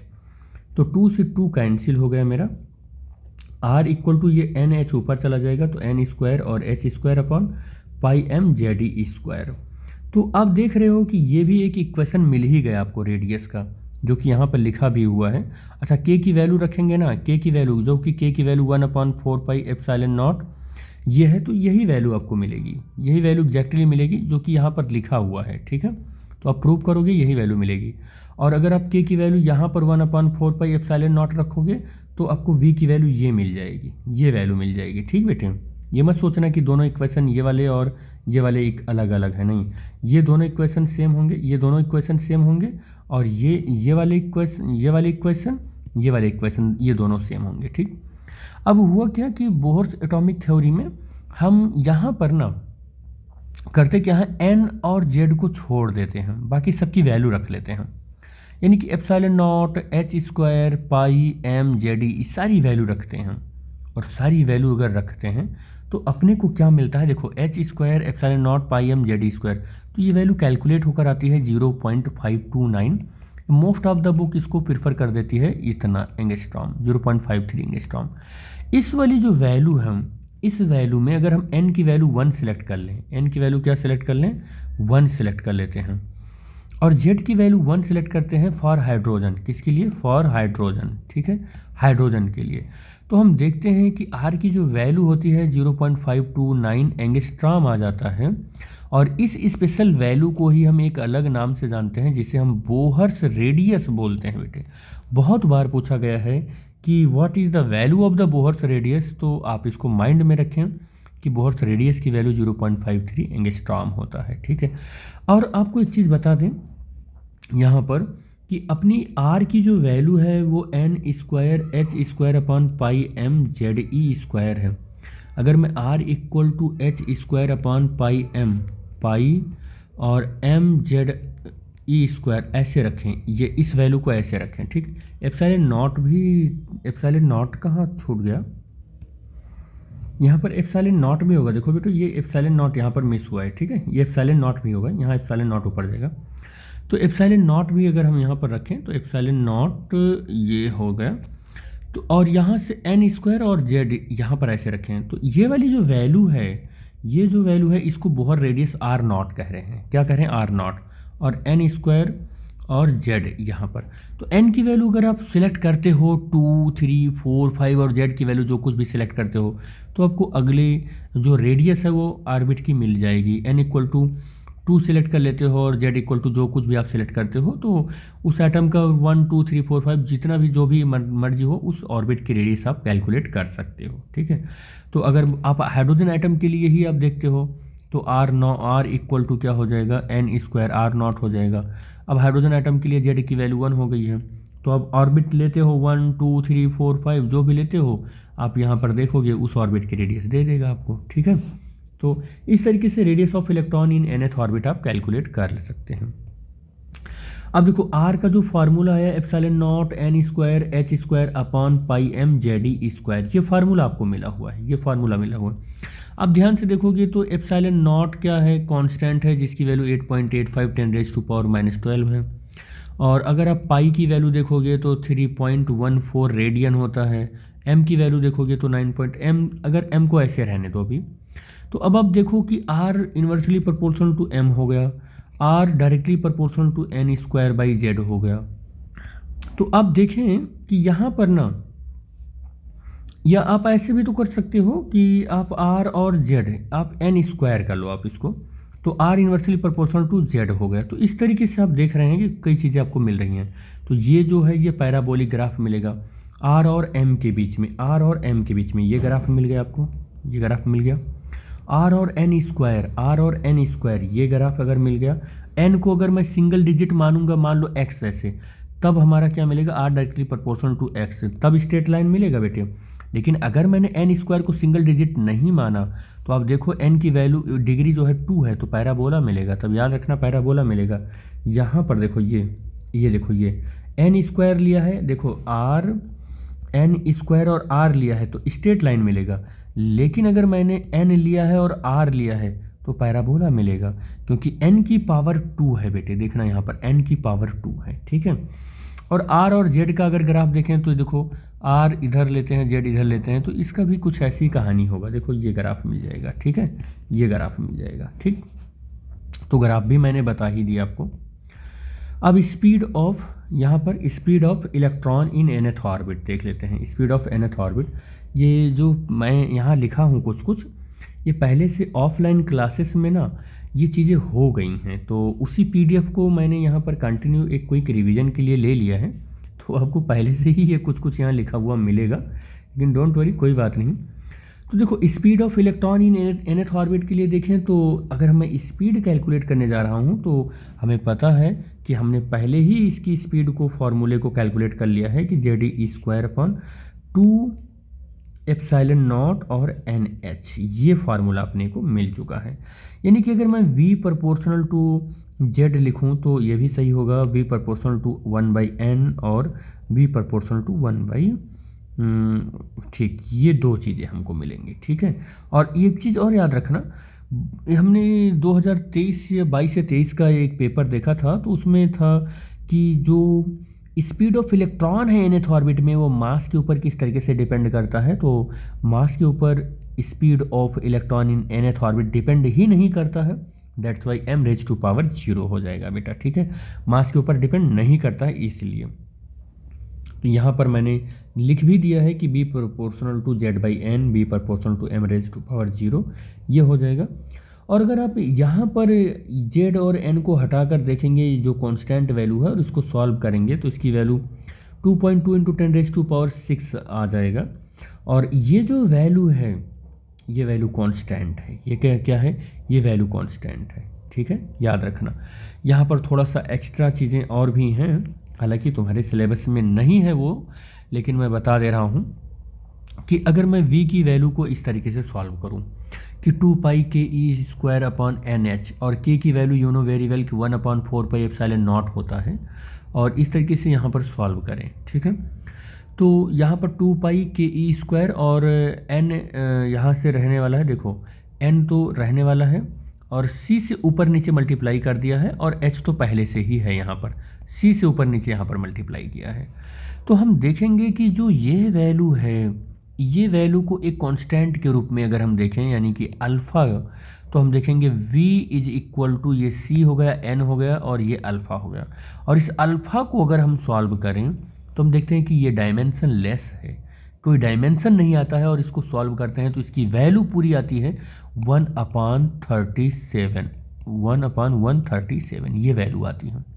और 1/137 इस अल्फ़ा की वैल्यू आती है, और इस अल्फ़ा को हम एक कांस्टेंट कहते हैं, और उस कांस्टेंट के तौर पर स्पेशल नेम इसका यूज करते हैं, और इसको कहते हैं फाइन स्ट्रक्चर कांस्टेंट। क्या बोलते हैं इसको?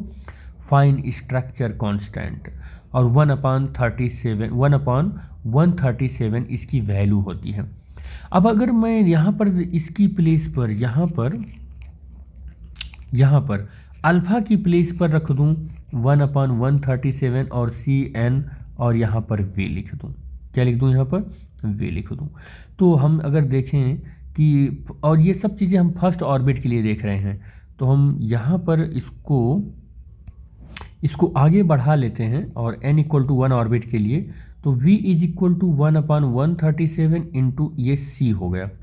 तो अब v/c = अगर देखें तो 1/137, इसी को फाइन स्ट्रक्चर कांस्टेंट और ये वैल्यू बोलते हैं। v/c जो है वो 1/137 होगा, ठीक है बेटे।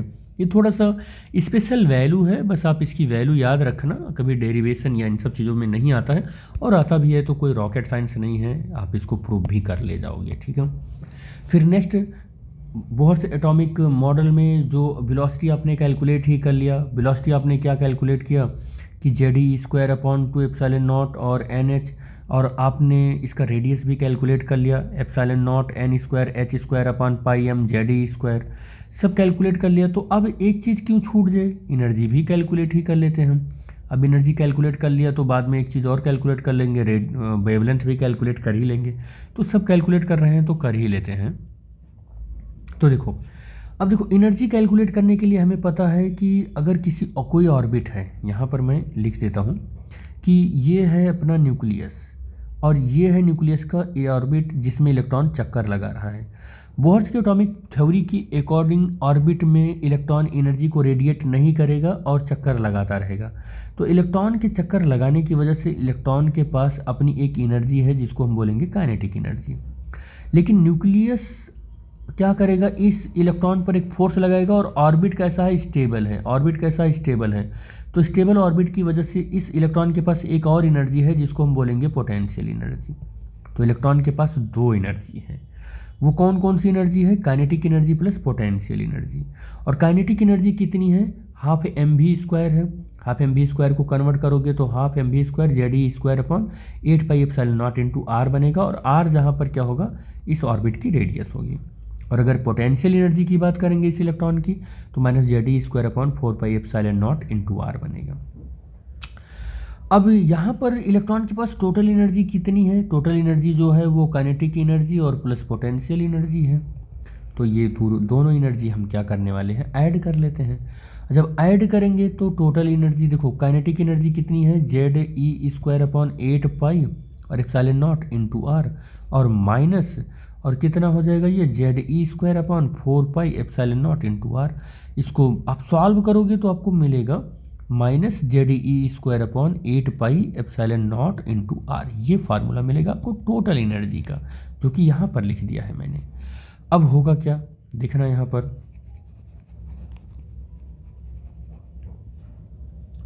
अब क्या होगा बेटे कि यहाँ पर ना हम क्या करने वाले हैं, देखो ये जो जेड है ये, हाँ ठीक ठीक, इस जेड को हम और थोड़ा सा आगे बढ़ा लेते हैं। कैसे बढ़ाएंगे वो देखते हैं। अपने पास आर था, देखो टोटल एनर्जी का फार्मूला कितना आया था, minus Z e square upon 8 pi epsilon naught into r. और आर की वैल्यू हमने तो कैलकुलेट कर लिया है कि एप्सिलॉन नॉट है, एन स्क्वायर है, एच स्क्वायर है और pi m Z e square है। ये वैल्यू रख लेते हैं इधर। तो यहाँ पर रखेंगे minus Z e square 8 pi epsilon naught, r की value epsilon naught n square h square upon pi m Z e square. अब बेटे एक पाई से एक पाई कैंसिल हो गया, एक पाई से एक पाई कैंसिल हो गया, ये पाई से कैंसिल हो गया, और एप्सिलॉन नॉट का तो होल स्क्वायर हो जाएगा। ठीक है, अब हमको क्या मिलेगा, देखो जेड, ये जेड ई स्क्वायर ऊपर जाएगा तो ये जेड ई स्क्वायर, तो z e square e raise to power 4 हो गया ना बेटे। और देखो यहाँ पर ना ये जो है ये थोड़ा सा और सॉल्व होगा तो ये हो जाएगा 8, क्या हो जाएगा 8 एप्सिलॉन नॉट का होल स्क्वायर और एन स्क्वायर एच स्क्वायर, और m भी तो ऊपर जाएगा तो m हो जाएगा, क्या हो जाएगा ये m हो जाएगा। अब देखो आगे क्या करते हैं, ये पूरा हमको देखो m और e की पावर 4 को ऐसे रखना है, देखो m और e की पावर 4 को एज इट इज रखना है, 8 को एज इट इज रखना है, एच स्क्वायर को इसके पास रखना है, एप्सिलॉन नॉट को इसके पास रखना है, होल स्क्वायर। अभी क्या हमें यहाँ पर वो नहीं लिख पाए हैं जेड स्क्वायर, और यहाँ पर एन स्क्वायर नहीं लिख पाए हैं। तो अब ये जो वैल्यू है ये हो गया अपना, ये हो गया total energy of the electron which is revolve in orbit. ठीक है, ये टोटल एनर्जी ऑफ इलेक्ट्रॉन, यही एनर्जी है से इलेक्ट्रॉन रिवॉल्व कर रहा है, और माइनस में होगा ये एनर्जी बेटे, ये भी याद रखना। अब यहाँ पर कुछ और काम करते हैं हम लोग। काम क्या करना है देखना, कि अगर मैं ना इसको सॉल्व करता हूँ, ये वाली जो वैल्यू है इसको सॉल्व करता हूँ, तो सॉल्व करूँगा तो ये वैल्यू आ जाएगी 13.6 इलेक्ट्रॉन वोल्ट। तो ई की अपनी जो फार्मूला होगा 13.6 इलेक्ट्रॉन वोल्ट और z square upon n square, ये आ जाएगा।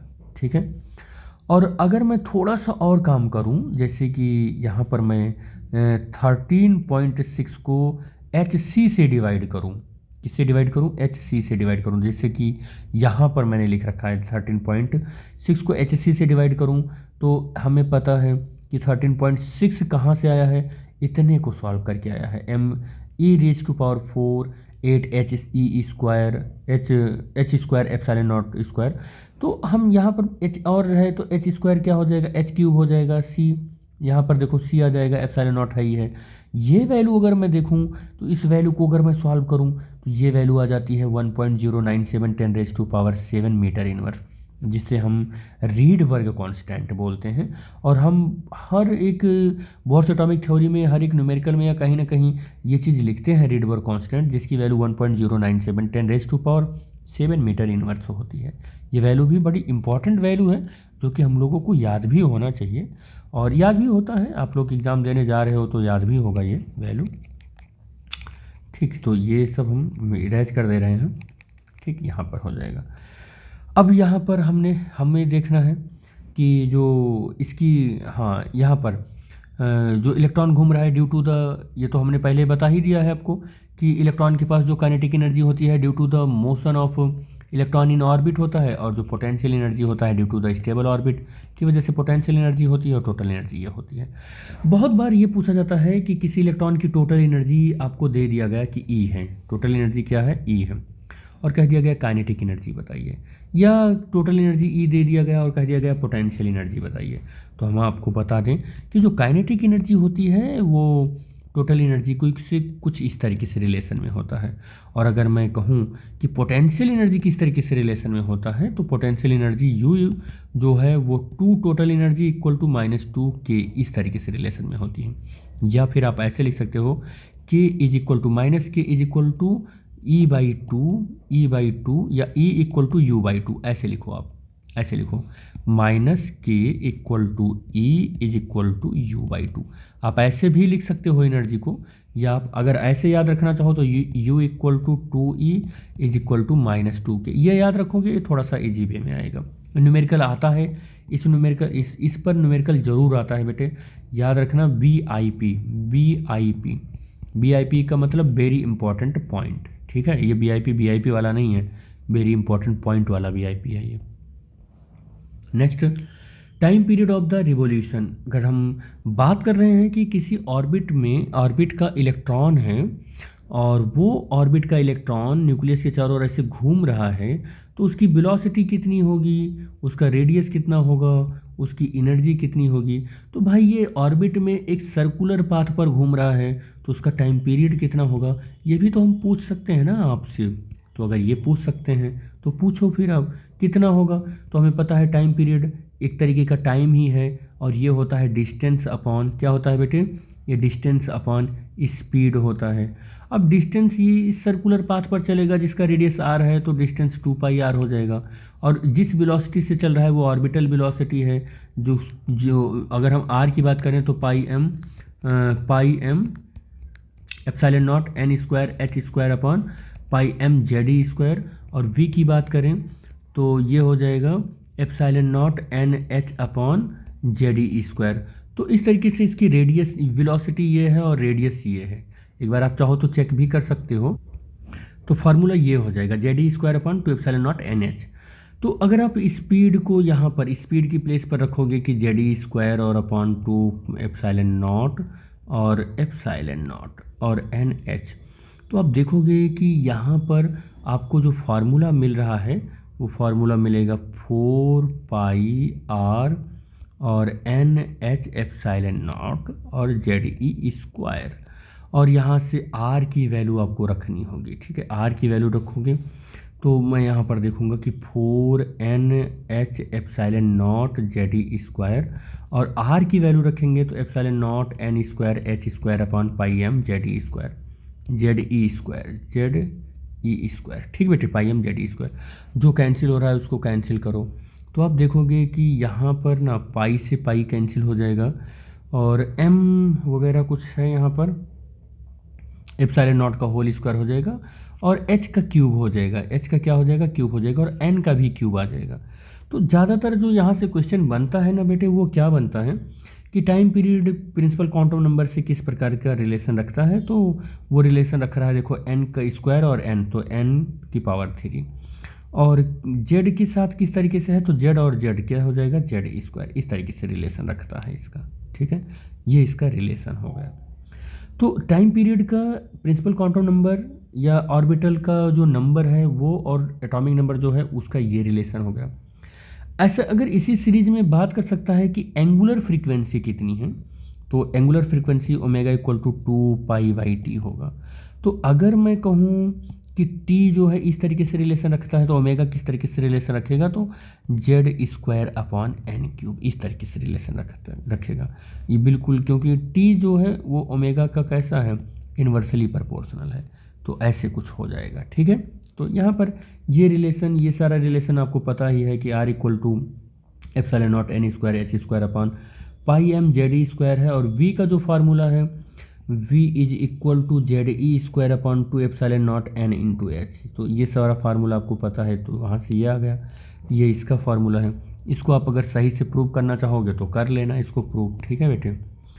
अब ऐसे ही यहाँ पर एक्साइटेशन एनर्जी की बात होगी। एक्साइटेशन एनर्जी क्या होगा, सपोज कर लेते हैं यहाँ पर कि अपने पास ये ऑर्बिट है, ये ऑर्बिट ये इसको क्या बोलते हैं, ग्राउंड स्टेट है जो n=1 है और जिसकी एनर्जी E1 है। ये दूसरा n=2 है, n= क्या है 2 है और इसकी एनर्जी E2 है। ये n=3 है जिसकी एनर्जी E3 है, और ये n=4 है जिसकी एनर्जी E4 है।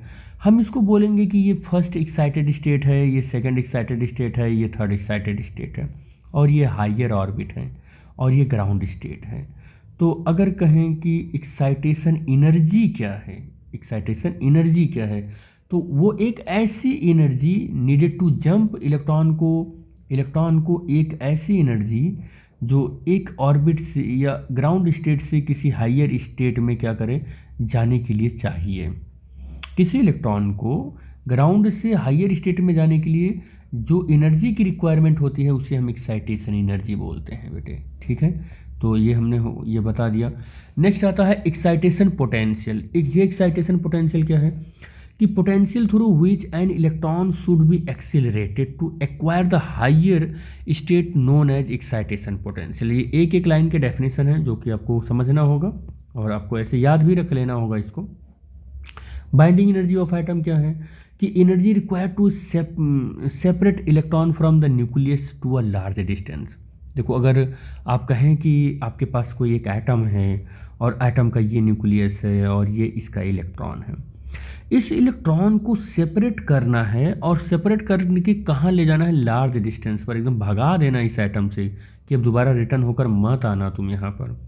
तो इस इलेक्ट्रॉन को इस एटम से न्यूक्लियस से सेपरेट करके लार्ज डिस्टेंस पर ले जाने के लिए जो रिक्वायर्ड एनर्जी है उसी को हम लोग बाइंडिंग एनर्जी बोलते हैं।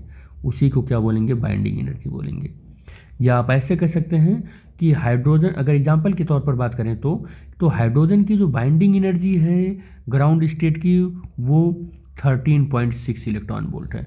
किसी इलेक्ट्रॉन का अगर हाइड्रोजन में के लिए बात करते हैं तो यहाँ पर जो इसकी टोटल एनर्जी है वो -13.6 और Z²/n² ये है। आपको दिखा दें, यही फार्मूला आया हुआ है, आपको दिखाते हैं। ये फार्मूला है, ये Z²/n², यही फार्मूला आया हुआ है, इलेक्ट्रॉन वोल्ट है, ठीक है बेटे। क्या है, इलेक्ट्रॉन वोल्ट है, ठीक, ये इलेक्ट्रॉन वोल्ट है। तो अगर मैं यहाँ पर देखूँ तो इलेक्ट्रॉन को बांधे रखने के लिए न्यूक्लियस से इतनी एनर्जी चाहिए, लेकिन अगर बाहर फेंक देना है इस इलेक्ट्रॉन को, तो बाहर करने के लिए इस इलेक्ट्रॉन को ये पॉजिटिव करना पड़ेगा, ये एनर्जी क्या करना पड़ेगा, ये पॉजिटिव करना पड़ेगा। तो इतनी एनर्जी चाहिए इसको, तो इसी को हम बाइंडिंग एनर्जी बोलते हैं, ठीक बेटे। नेक्स्ट, एब्जॉर्प्शन स्पेक्ट्रम क्या होता है।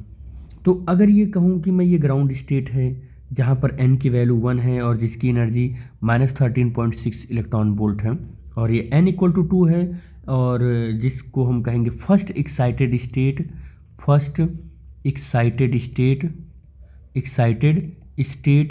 और इसको कहूँगा मैं कि ये सेकंड एक्साइटेड स्टेट है ये, और इसको कहूँगा कि मैं ये थर्ड एक्साइटेड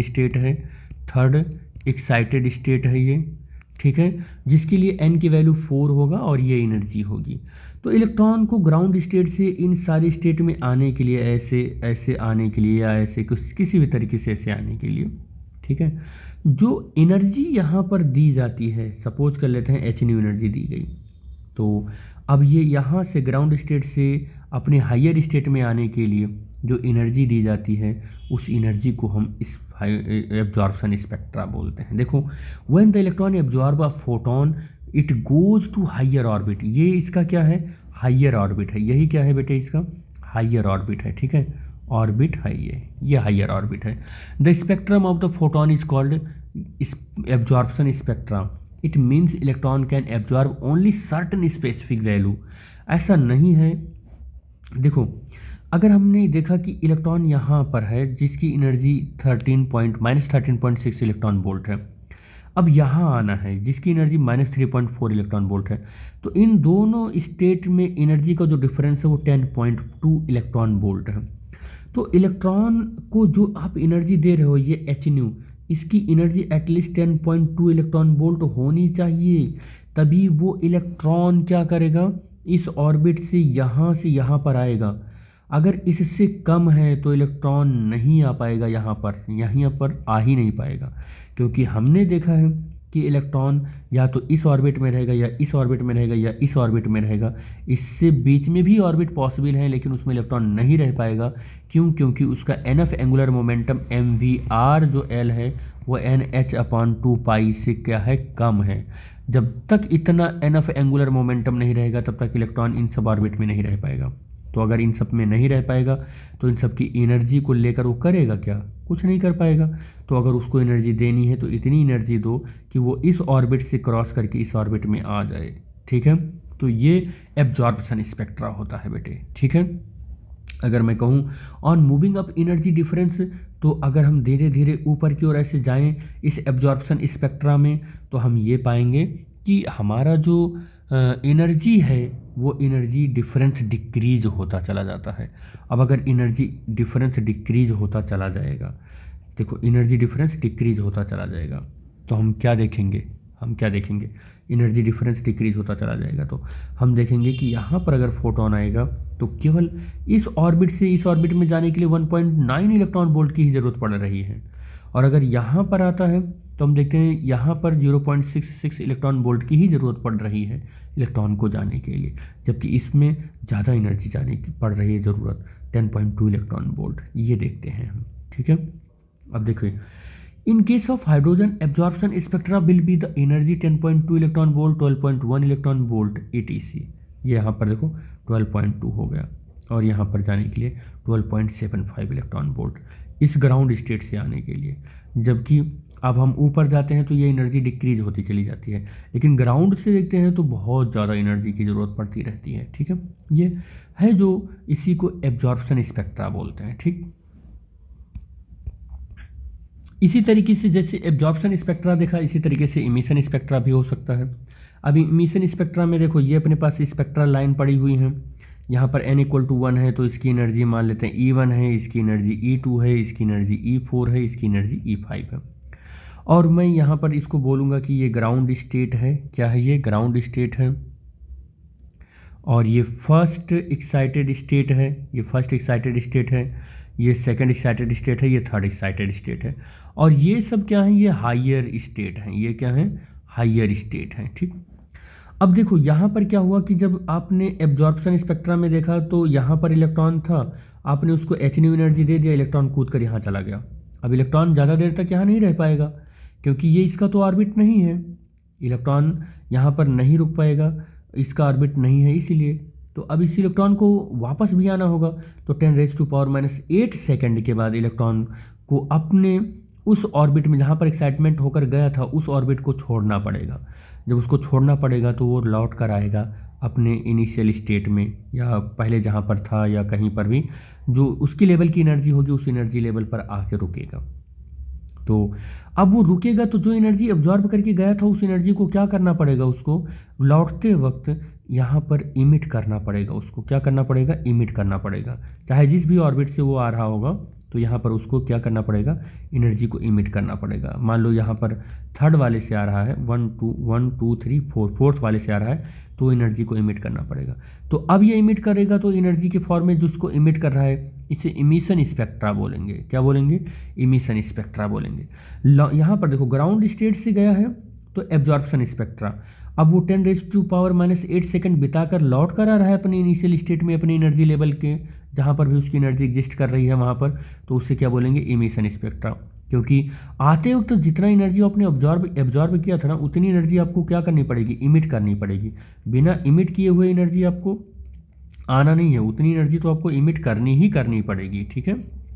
तो ये होता है इमिशन स्पेक्ट्रा। तो एक्साइटेड स्टेट में जब इलेक्ट्रॉन क्या करता है, हायर ऑर्बिट में चला गया होता है, तो 10⁻⁻8 सेकंड के बाद 10⁻⁸ सेकंड के बाद उसे रिटर्न होना होता है उस ग्राउंड स्टेट में जहाँ से वो गया हुआ होता है, इमिट हुआ वो गया हुआ होता है।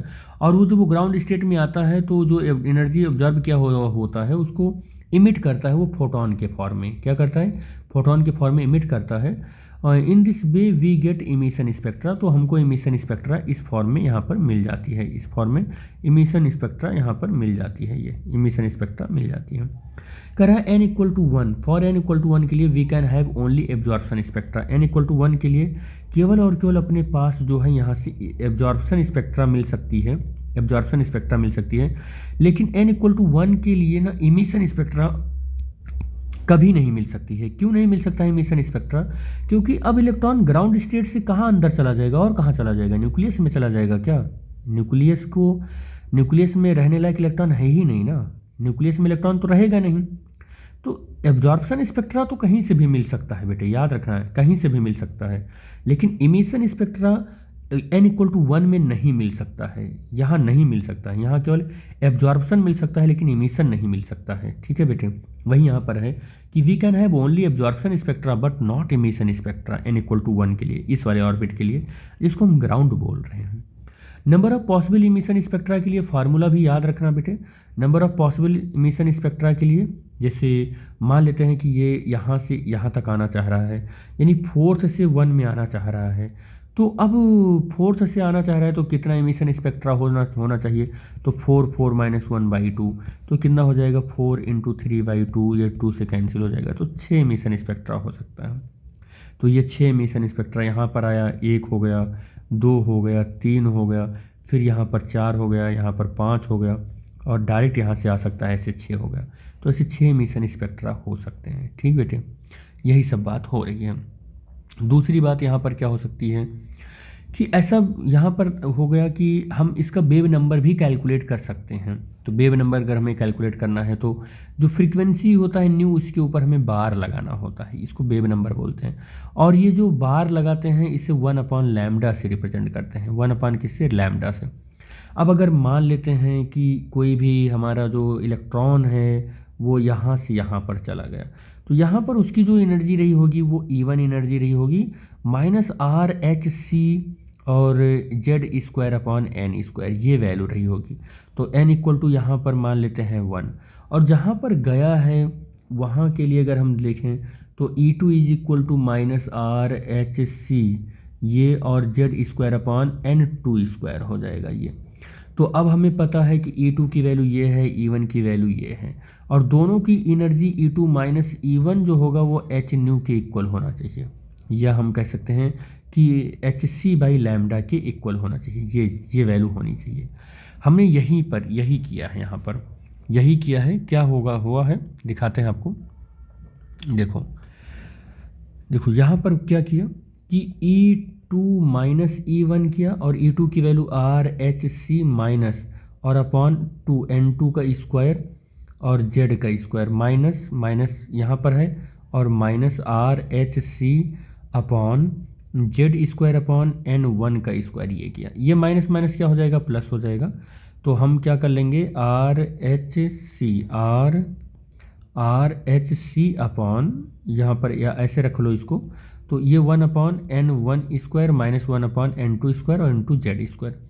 ये जो वैल्यू है इस वैल्यू को जरा देखें कि ये जो वैल्यू है E2 - E1, ये वैल्यू hc/λ होता है।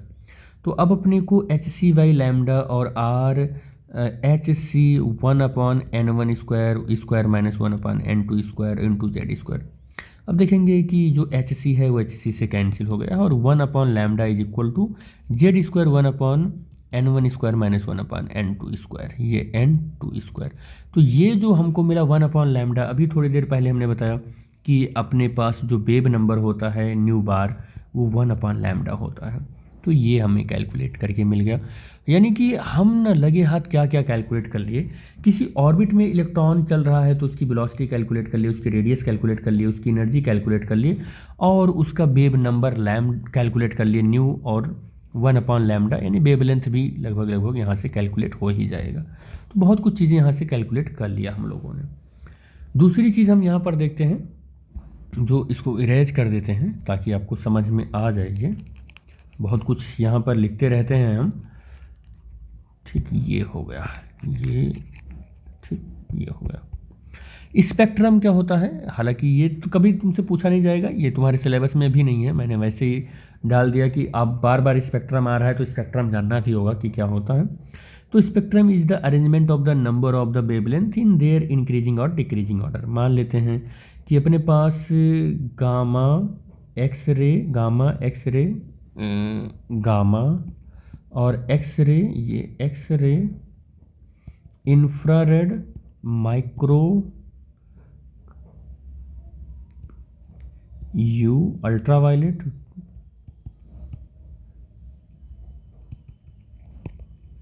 ये मान लेते हैं इंफ्रारेड है ये, और ये विजुअल है बेटे, क्या है ये विजुअल, और ये अल्ट्रावायलेट है। तो अपने पास 7 ये है, 2 3 4 5 6 और ये 7। तो अगर ये वेवलेंथ का हम इंक्रीजिंग ऑर्डर देखें तो ये है, और वेवलेंथ का अगर डिक्रीजिंग ऑर्डर देखें तो ये है, या हम कह सकते हैं कि अगर इनकी फ्रीक्वेंसी का इंक्रीजिंग ऑर्डर देखें तो ये है, या फ्रीक्वेंसी का डिक्रीजिंग ऑर्डर देखें तो ये है, या इनकी एनर्जी का इंक्रीजिंग ऑर्डर देखें तो ये है, या इनकी एनर्जी का डिक्रीजिंग ऑर्डर देखें तो ये है, ठीक है। ये तो अगर इस सीरीज में मिलते हैं तो हम बोलेंगे कि ये एक स्पेक्ट्रम है। क्या है, ये एक स्पेक्ट्रम है। लेकिन अगर इसी में ये हमको मिलते हैं, लेकिन ये मिलेंगे तो यही 7 कलर, मान लो ऐसे मिलते हैं, यहाँ गामा मिला, यहाँ अल्ट्रावायलेट मिला, यहाँ विजिबल मिला, यहाँ इंफ्रारेड मिला, यहाँ रेडियो मिला, यहाँ एक्स मिला, तो अभी भी तो 7 कलर हैं, 3 4 5 6। अभी एक कोई मिसिंग हुआ क्या, infrared, visible, gamma, x ray, ultraviolet, micro, मान लो माइक्रो, ऐसे अभी भी 7 कलर तो हैं। लेकिन क्या इनका वेवलेंथ का इंक्रीजिंग और डिक्रीजिंग ऑर्डर है ऐसा, इसका वेवलेंथ सबसे कम, इसका वेवलेंथ रेडियो का सबसे ज़्यादा, और फिर उससे इसका वेवलेंथ और इससे कम, तो एक मिसमैच है वेवलेंथ का। तो अभी भी 7 कलर तो हैं, लेकिन ये स्पेक्ट्रम नहीं है। स्पेक्ट्रम हम तभी बोलेंगे कि जब उनका वेवलेंथ का इंक्रीजिंग ऑर्डर या डिक्रीजिंग ऑर्डर बिल्कुल एक गुड पैटर्न में, एक वेल अरेंज्ड पैटर्न में मिलेगा, तब हम बोलेंगे कि ये एक स्पेक्ट्रम है। ठीक है बेटे। Spectral series of the hydrogen atom. अब हाइड्रोजन एटम का स्पेक्ट्रल अगर सीरीज है, अभी थोड़ी देर पहले हमने आपको यहाँ पर प्रूव करके दिखाया कि ये 1/λ = z², और 1 × r भी था, r मेरे से मिस हो गया होगा, r भी रहा होगा, n1² - 1/n2², ये फार्मूला मिला होगा आपको। ये फार्मूला मैंने यहाँ पर रख दिया, इसी को spectral series of hydrogen atom बोलते हैं। इसी को क्या बोलते हैं, इसे बोलते हैं बेटे बेब नंबर। क्या बोलते हैं इसे, बेब नंबर, ठीक है, बेब नंबर, या spectral series of hydrogen atom बोलते हैं। ये न्यू बार से भी रिप्रेजेंट करते हैं, न्यू डैश से भी करते हैं, इसकी वैल्यू 1/λ होती है। z² r 1/n1² - 1/n2² बोलते हैं। बहुत बार आपको बहुत सारी चीज़ें यहाँ से पूछी जाती हैं, सीरीज लिमिट वगैरह, तो उसको मैं थोड़ा सा यहाँ पर आपको एक्सप्लेन कर दे रहा हूँ।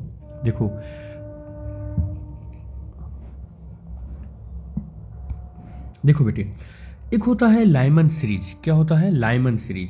अब अगर लाइमन सीरीज की बात करें तो हम इस फार्मूले में n1 की वैल्यू जो है ना वो 1 से रखेंगे, और n2 की वैल्यू 2 3 4 5 6 7 रखेंगे। तो हमको जो वैल्यू लैम्डा की मिलेगी वो लाइमन सीरीज की मिलेगी।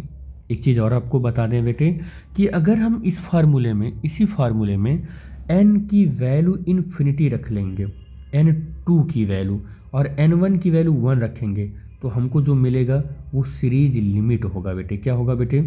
सीरीज लिमिट होगा। ये n equal to infinity series limit कहलाती है। ठीक है बेटे। और अगर मैं देखूं यहाँ पर कि हमें लाइमन होगा ये बामर के लिए, अगर मैं देखूं तो इस फार्मूले में n1 की जो वैल्यू है वो 2 हो जाएगा और n2 की जो वैल्यू है वो 3, 4, 5 हो जाएगी डॉट डॉट डॉट इन्फिनिटी तक। तो हमको यहाँ से बामर सीरीज मिलेगा। और बामर सीरीज बेटे ना विजुअल रीजन में देखने को मिलता है और Lyman series ultraviolet region में देखने को मिलता है। और अगर मैं यहाँ पर n1 की जो वैल्यू है वो 2 रखूँ और n2 की वैल्यू इन्फिनिटी रखूँ तो फिर से हमको सीरीज लिमिट मिलेगा। यानी कि n इक्वल टू इन्फिनिटी पर बेटे हमको सीरीज लिमिट मिल जाती है। ठीक है। और सीरीज लिमिट का मतलब एक शॉर्टर वेवलेंथ हमको मिल जाता है। ये देखो लैम्डा जो है ना inversely proportional to n square है बेटे। अब अगर मैं इसकी बहुत बड़ी वैल्यू इन्फिनिटी रख लिया तो ओबियसली ये शॉर्टर वैल्यू मिलेगी कि नहीं मिलेगी, यानी कि सीरीज की लिमिट मिल जाएगी हमको। और वो लिमिट कहाँ तक ले जाएगा? विजुअल रीजन में लेकर जाएगा। मतलब बामर सीरीज कहाँ तक एक्सपैंड हुई होगी? केवल विजुअल रीजन में ही एक्सपैंड हुई होगी। ठीक है। तीसरी अगर हम बात करें पाफ्चन की, तो पाफ्चन में हम n की वैल्यू क्या रख रहे हैं बेटे? n1 की वैल्यू 3 रख रहे हैं और n2 की जो वैल्यू है वो हम रख रहे हैं 4, 5, 6, 7। लेकिन अगर इन्फिनिटी रख लिया तो हमें इसके लिए सीरीज लिमिट मिल जाएगी यहाँ पर इस फार्मूले में। ठीक है। और पास्चन सीरीज जो होगी बेटे वो इंफ्रारेड, यहाँ मैं लिख दे रहा हूँ इंफ्रारेड। ठीक है। इंफ्रारेड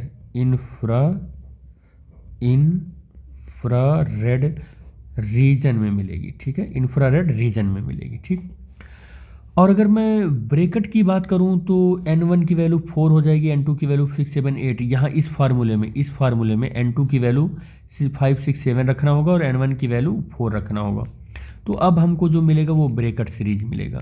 और यहाँ पर n1 की वैल्यू 4 और n2 की वैल्यू इन्फिनिटी रख लेते हैं। n1 की वैल्यू 4 और n2 की वैल्यू इन्फिनिटी, तो इसके लिए ये सीरीज लिमिट होगी और ये भी इंफ्रारेड रीजन में मिलेगा। लेकिन बेटे याद रहे कि ये मत सोच लेना कि सेम है इंफ्रारेड रीजन। ये यहाँ पर जो वेवलेंथ होगी वो थोड़ी सी मान लेते हैं कि कम होगी। ठीक है। और यहाँ पर जो वेवलेंथ होगी इस वाले से थोड़ी सी ज़्यादा होगी। ठीक है। जब मैं ऐसे बना लेता हूँ यहाँ पर ये, तो ये वाले में 2 एरो है तो ये थोड़ा कम होगा वेवलेंथ, ये बहुत कम होगा यहाँ पर। अब फुंड सीरीज में अगर हम देखें तो फुंड के लिए जो n1 की वैल्यू है वो 5 रहता है, n2 की वैल्यू 6, 7, 8 रहता है। और अब अगर मैं इस फार्मूले में n1 की वैल्यू 5 रख लूँ और n2 की वैल्यू 6, 7, 8 रख लूँ तो हमको जो सीरीज मिलेगा वो फुंड सीरीज मिलेगा। और ये n2 की वैल्यू अगर मैं इन्फिनिटी रख लूँ तो यहाँ पर ये सीरीज लिमिट मिलेगा अपने को। और ये जो सीरीज लिमिट मिलेगा अब ये सब चीज़ें इंफ्रारेड रीजन में मिलेगा। लेकिन ये मत समझ लेना इंफ्रारेड रीजन में कुछ क्या मिलने वाला है, सेम मिलने वाला है। ये सेम नहीं होगा। मान लेते हैं इसका वेवलेंथ मिलेगा, डेटा मैं नहीं बता रहा हूँ एग्जैक्टली, मैं बोल रहा हूँ कि इसका 5 मिला हुआ है तो इसका कितना मिलेगा? इसका 6 मिलेगा, इसका क्या मिलेगा? 7 मिलेगा। मतलब जो इंफ्रारेड रीजन है उस इंफ्रारेड रीजन में मान लेते हैं ये पूरा इंफ्रारेड रीजन ही बनाते हैं, यहाँ से और यहाँ तक ये इंफ्रारेड रीजन है। ये कुछ ऐसे ये इंफ्रारेड रीजन है लैम्डा। तो इंफ्रारेड रीजन है, ये पूरा का पूरा इंफ्रारेड रीजन है। ये इंफ्रारेड रीजन है। तो यहाँ पर मान लेते हैं पाफ्चन मिलता है तो यहाँ पर ब्रैकेट मिलेगा, यहाँ पर ब्रैकेट मिलेगा, यहाँ पर फुंड मिलेगा। ठीक है। फुंड मिलेगा। और अब यहाँ पर इंफ्रारेड, अब माइक्रो मिलेगा, फिर आगे रेडियो मिलेगा और इसके पहले क्या मिलेगा? ये विजुअल मिलेगा। क्या मिलेगा? विजुअल। ठीक है। UV, हाँ ठीक। तो इंफ्रारेड रीजन ये थोड़ा सा इसमें 3 तरीके से आ जाएगी कि यहाँ पर चलेंगे। देखो विजुअल, ये अल्ट्रा वायलेट हो जाएगा, ये एक्स रे हो जाएगा और ये क्या हो जाएगा? गामा रेज हो जाएगा। Gamma rays. तो गामा से जब आप माइक्रो रेडियो तक जाएंगे तो आपको विजुअल से जैसे ही क्रॉस करोगे तो सबसे पहले क्या मिलेगा? पाफ्चन मिल जाएगा। आगे जाओगे तो इंफ्रारेड रीजन में ही ब्रैकेट मिल जाएगा। आगे जाओगे तो फिर क्या मिल जाएगा? फुंड मिल जाएगा। फिर आगे माइक्रो मिलेगा, फिर आगे रेडियो मिलेगा। तो इंफ्रारेड रीजन में ये मतलब इसको 3 पार्ट में डिवाइड कर दिया गया, पास्चन, ब्रैकेट और फुंड। तो जो फुंड होगी उसकी वेवलेंथ थोड़ी सी ब्रैकेट से ज़्यादा होगी और ब्रैकेट की वेवलेंथ थोड़ा इससे ज़्यादा होगा, पास्चन से थोड़ा ज़्यादा होगा। यही कहने का ये मतलब है। ठीक है बेटे, ये सब इरेज कर देते हैं और आपको, ताकि ये एक नोट्स अच्छा मिल जाए, पॉज कर करके वीडियो को आप नोट कर लेना। ठीक बेटे, नेक्स्ट आता है कि एनर्जी लेवल क्या है। ठीक, क्या होता है एनर्जी लेवल। ठीक, तो अब एनर्जी लेवल आपको पता ही है कि हमने एमिशन स्पेक्ट्रा बता ही दिया है। एनर्जी लेवल डायग्राम भी उस लाइमन, पास्टन, ब्रैकेट का मैं बता देता हूँ कि अगर ये n इक्वल टू 1 है, ये n इक्वल टू क्या है 1 है, तो ग्राउंड स्टेट बोलेंगे इसको। n इक्वल टू ये 2 है तो first excited state, n equal to 3 second, n equal to 4 third excited state, n equal to 5 6 7 ऐसे चला जाएगा।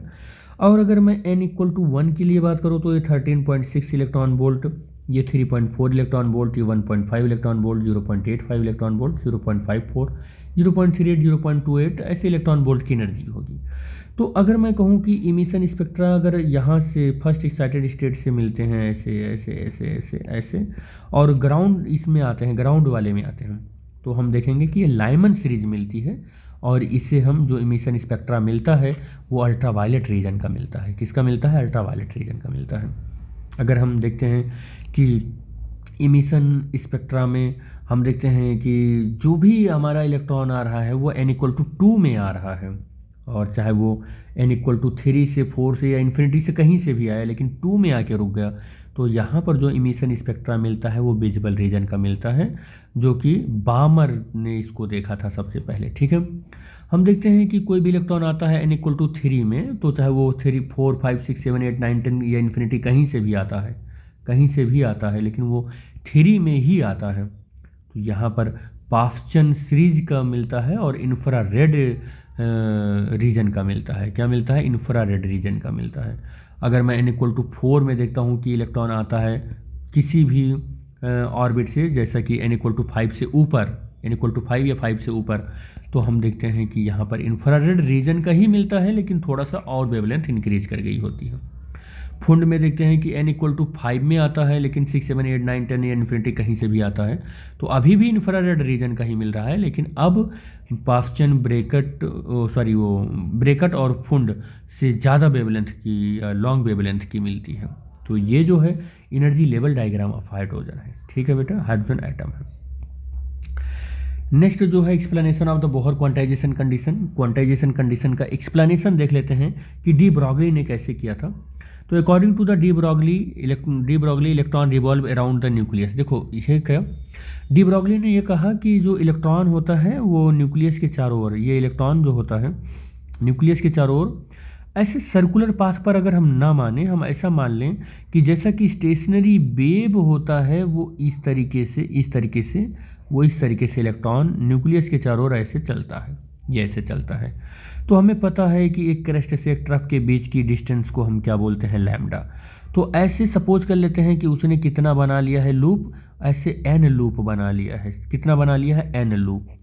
तो उन्होंने कहा, डी ब्रॉगली ने कहा कि ये जो n लूप और एक लूप की लेंथ लैम्डा है और n लूप बना हुआ है, और ये पूरा जो पाथ है, ये जो पूरा पाथ है, ये अगर इक्वल कर दूं मैं 2 पाई r के, किसकी? 2 पाई r के, तो हम ये देखेंगे कि यहाँ से डी ब्रॉगली वेवलेंथ की वैल्यू रखें जो कि h/p होता है या h/mv। तो ये वैल्यू अगर यहाँ रख दें तो h/mv इंटू n और 2 पाई r, तो हम ये देखेंगे कि h/2 पाई इधर आ जाएगा, n h और अपॉन 2 पाई n भी यहाँ पर लिख लेते हैं, तो हम देखेंगे mv इंटू r। तो हम देखेंगे कि किसी भी ऑर्बिट का जो एंगुलर मोमेंटम है वो प्रूव हो जाएगा, वो क्या हो जाएगा? प्रूव हो जाएगा। तो डी ब्रॉगली ने ये बोला कि कोई भी इलेक्ट्रॉन न्यूक्लियस के चारों ओर घूमता है तो वो स्टेशनरी वेव जैसे चलती है, वेव पैकेट्स के फॉर्म में, उसी सिमिलर फैशन में यहाँ पर इलेक्ट्रॉन वाइब्रेट करता है, मतलब चलता है न्यूक्लियस के चारों ओर। तो इसका ये मतलब हुआ कि हम देखें कि ये लैम्डा है और nth पैकेट है या nth लूप बना हुआ है, तो कुछ इस तरीके से हम प्रूव कर सकते हैं कि उस ऑर्बिट का nth angular momentum mvr nh/2 पाई होगा। ठीक है, तो ये इस तरीके से डी ब्रॉगली का जो हाइपोथेसिस है बोहर क्वांटाइजेशन कंडीशन को सेटिस्फाई कर गया, यानी कि प्रूव कर गया। ठीक है, तो ये हो गया इसका। अब नेक्स्ट कुछ बातें और भी हैं, जैसे कि यहाँ पर है excitation of atom during the collision. अगर कहीं कोई एटम कॉलिजन करता है एक्साइटमेंट करने के बाद, जैसे ग्राउंड लेवल से कहीं पर आ गया और ये कॉलिजन करता है, तो कुछ इंपॉर्टेंट बातें हैं। क्या है कि during the collision energy loss can only be used by the exit to the atom. First point, minimum loss is zero होना चाहिए, ड्यूरिंग द इलास्टिक कॉलिजन होना चाहिए। Maximum loss is during perfectly elastic collision. और तीसरा है collision will be the inelastic if electron can jump to higher orbit. कह रहा है कि इलेक्ट्रॉन अगर हाइयर ऑर्बिट में जाता है तो collision will be the in elastic होना चाहिए। ठीक है, तो ये बहुत ज़्यादा इंपॉर्टेंट तो नहीं है, लेकिन हमने इसे करा दिया कि आपको ये भी नॉलेज होना चाहिए। तो इस तरीके से जो ये हमारा एटम था, ये जो चैप्टर था बोहर्स एटॉमिक थ्योरी, ये एंड हुआ। और हमने कोशिश की कि आपको एकदम शॉर्ट में बहुत अच्छे पॉइंट टू पॉइंट नोट्स के साथ आपको पता भी चल जाना चाहिए कि ये आपके सिलेबस में है बेटा। ठीक है, तो मैं उम्मीद करता हूँ आपको समझ में भी आया होगा। आप कॉन्सेंट्रेशन के साथ देखोगे, कॉपी पेन पेपर लेकर बैठोगे और नोट्स बनाओगे और चीज़ों को समझोगे तो समझ में आ जाएगा। ऐसा कुछ नहीं है कि बहुत टफ चैप्टर है, और बोर्ड में यहाँ से 4-6 नंबर का क्वेश्चन आता ही आता है। और यहाँ से बहुत इजी वे में कर भी लेते हो। थोड़ा सा इसका कैलकुलेशन हार्ड होता है। कैलकुलेशन हार्ड होने का मतलब जैसे एप्सिलॉन नॉट वॉट की वैल्यू है तो ये 8 पॉइंट कितना होता है, 8.85 इंटू 10⁻⁻12 हुआ है। प्लांक कांस्टेंट की वैल्यू हुई। तो ये सब वैल्यू थोड़ी बड़े बड़े होते हैं, लेकिन ऐसा नहीं है कि ये बहुत टफ होते हैं। ये आपको इजीली समझ में आ जाएंगे और सॉल्व कर भी लेंगे आप, लेकिन कोशिश करोगे तो हो जाएगा, ऐसी बात नहीं है। तो मैं उम्मीद करता हूँ कि आपको ये समझ में आया होगा। जो चीज़ आपको समझ में आया होगा वीडियो को आप 2x पर भी देख सकते हैं, और जो नहीं समझ में आया है वो पॉज कर करके उसको आप कई बार देखें। नहीं और फिर भी नहीं समझ में आया तो हमको कमेंट करेंगे, तो इंडिविजुअल उस टॉपिक को मैं समझा भी दूंगा। तो इस वीडियो में बस यहीं तक बेटे, नेक्स्ट वीडियो में मिलेंगे। Thanks for watching the video. Thank you बेटा।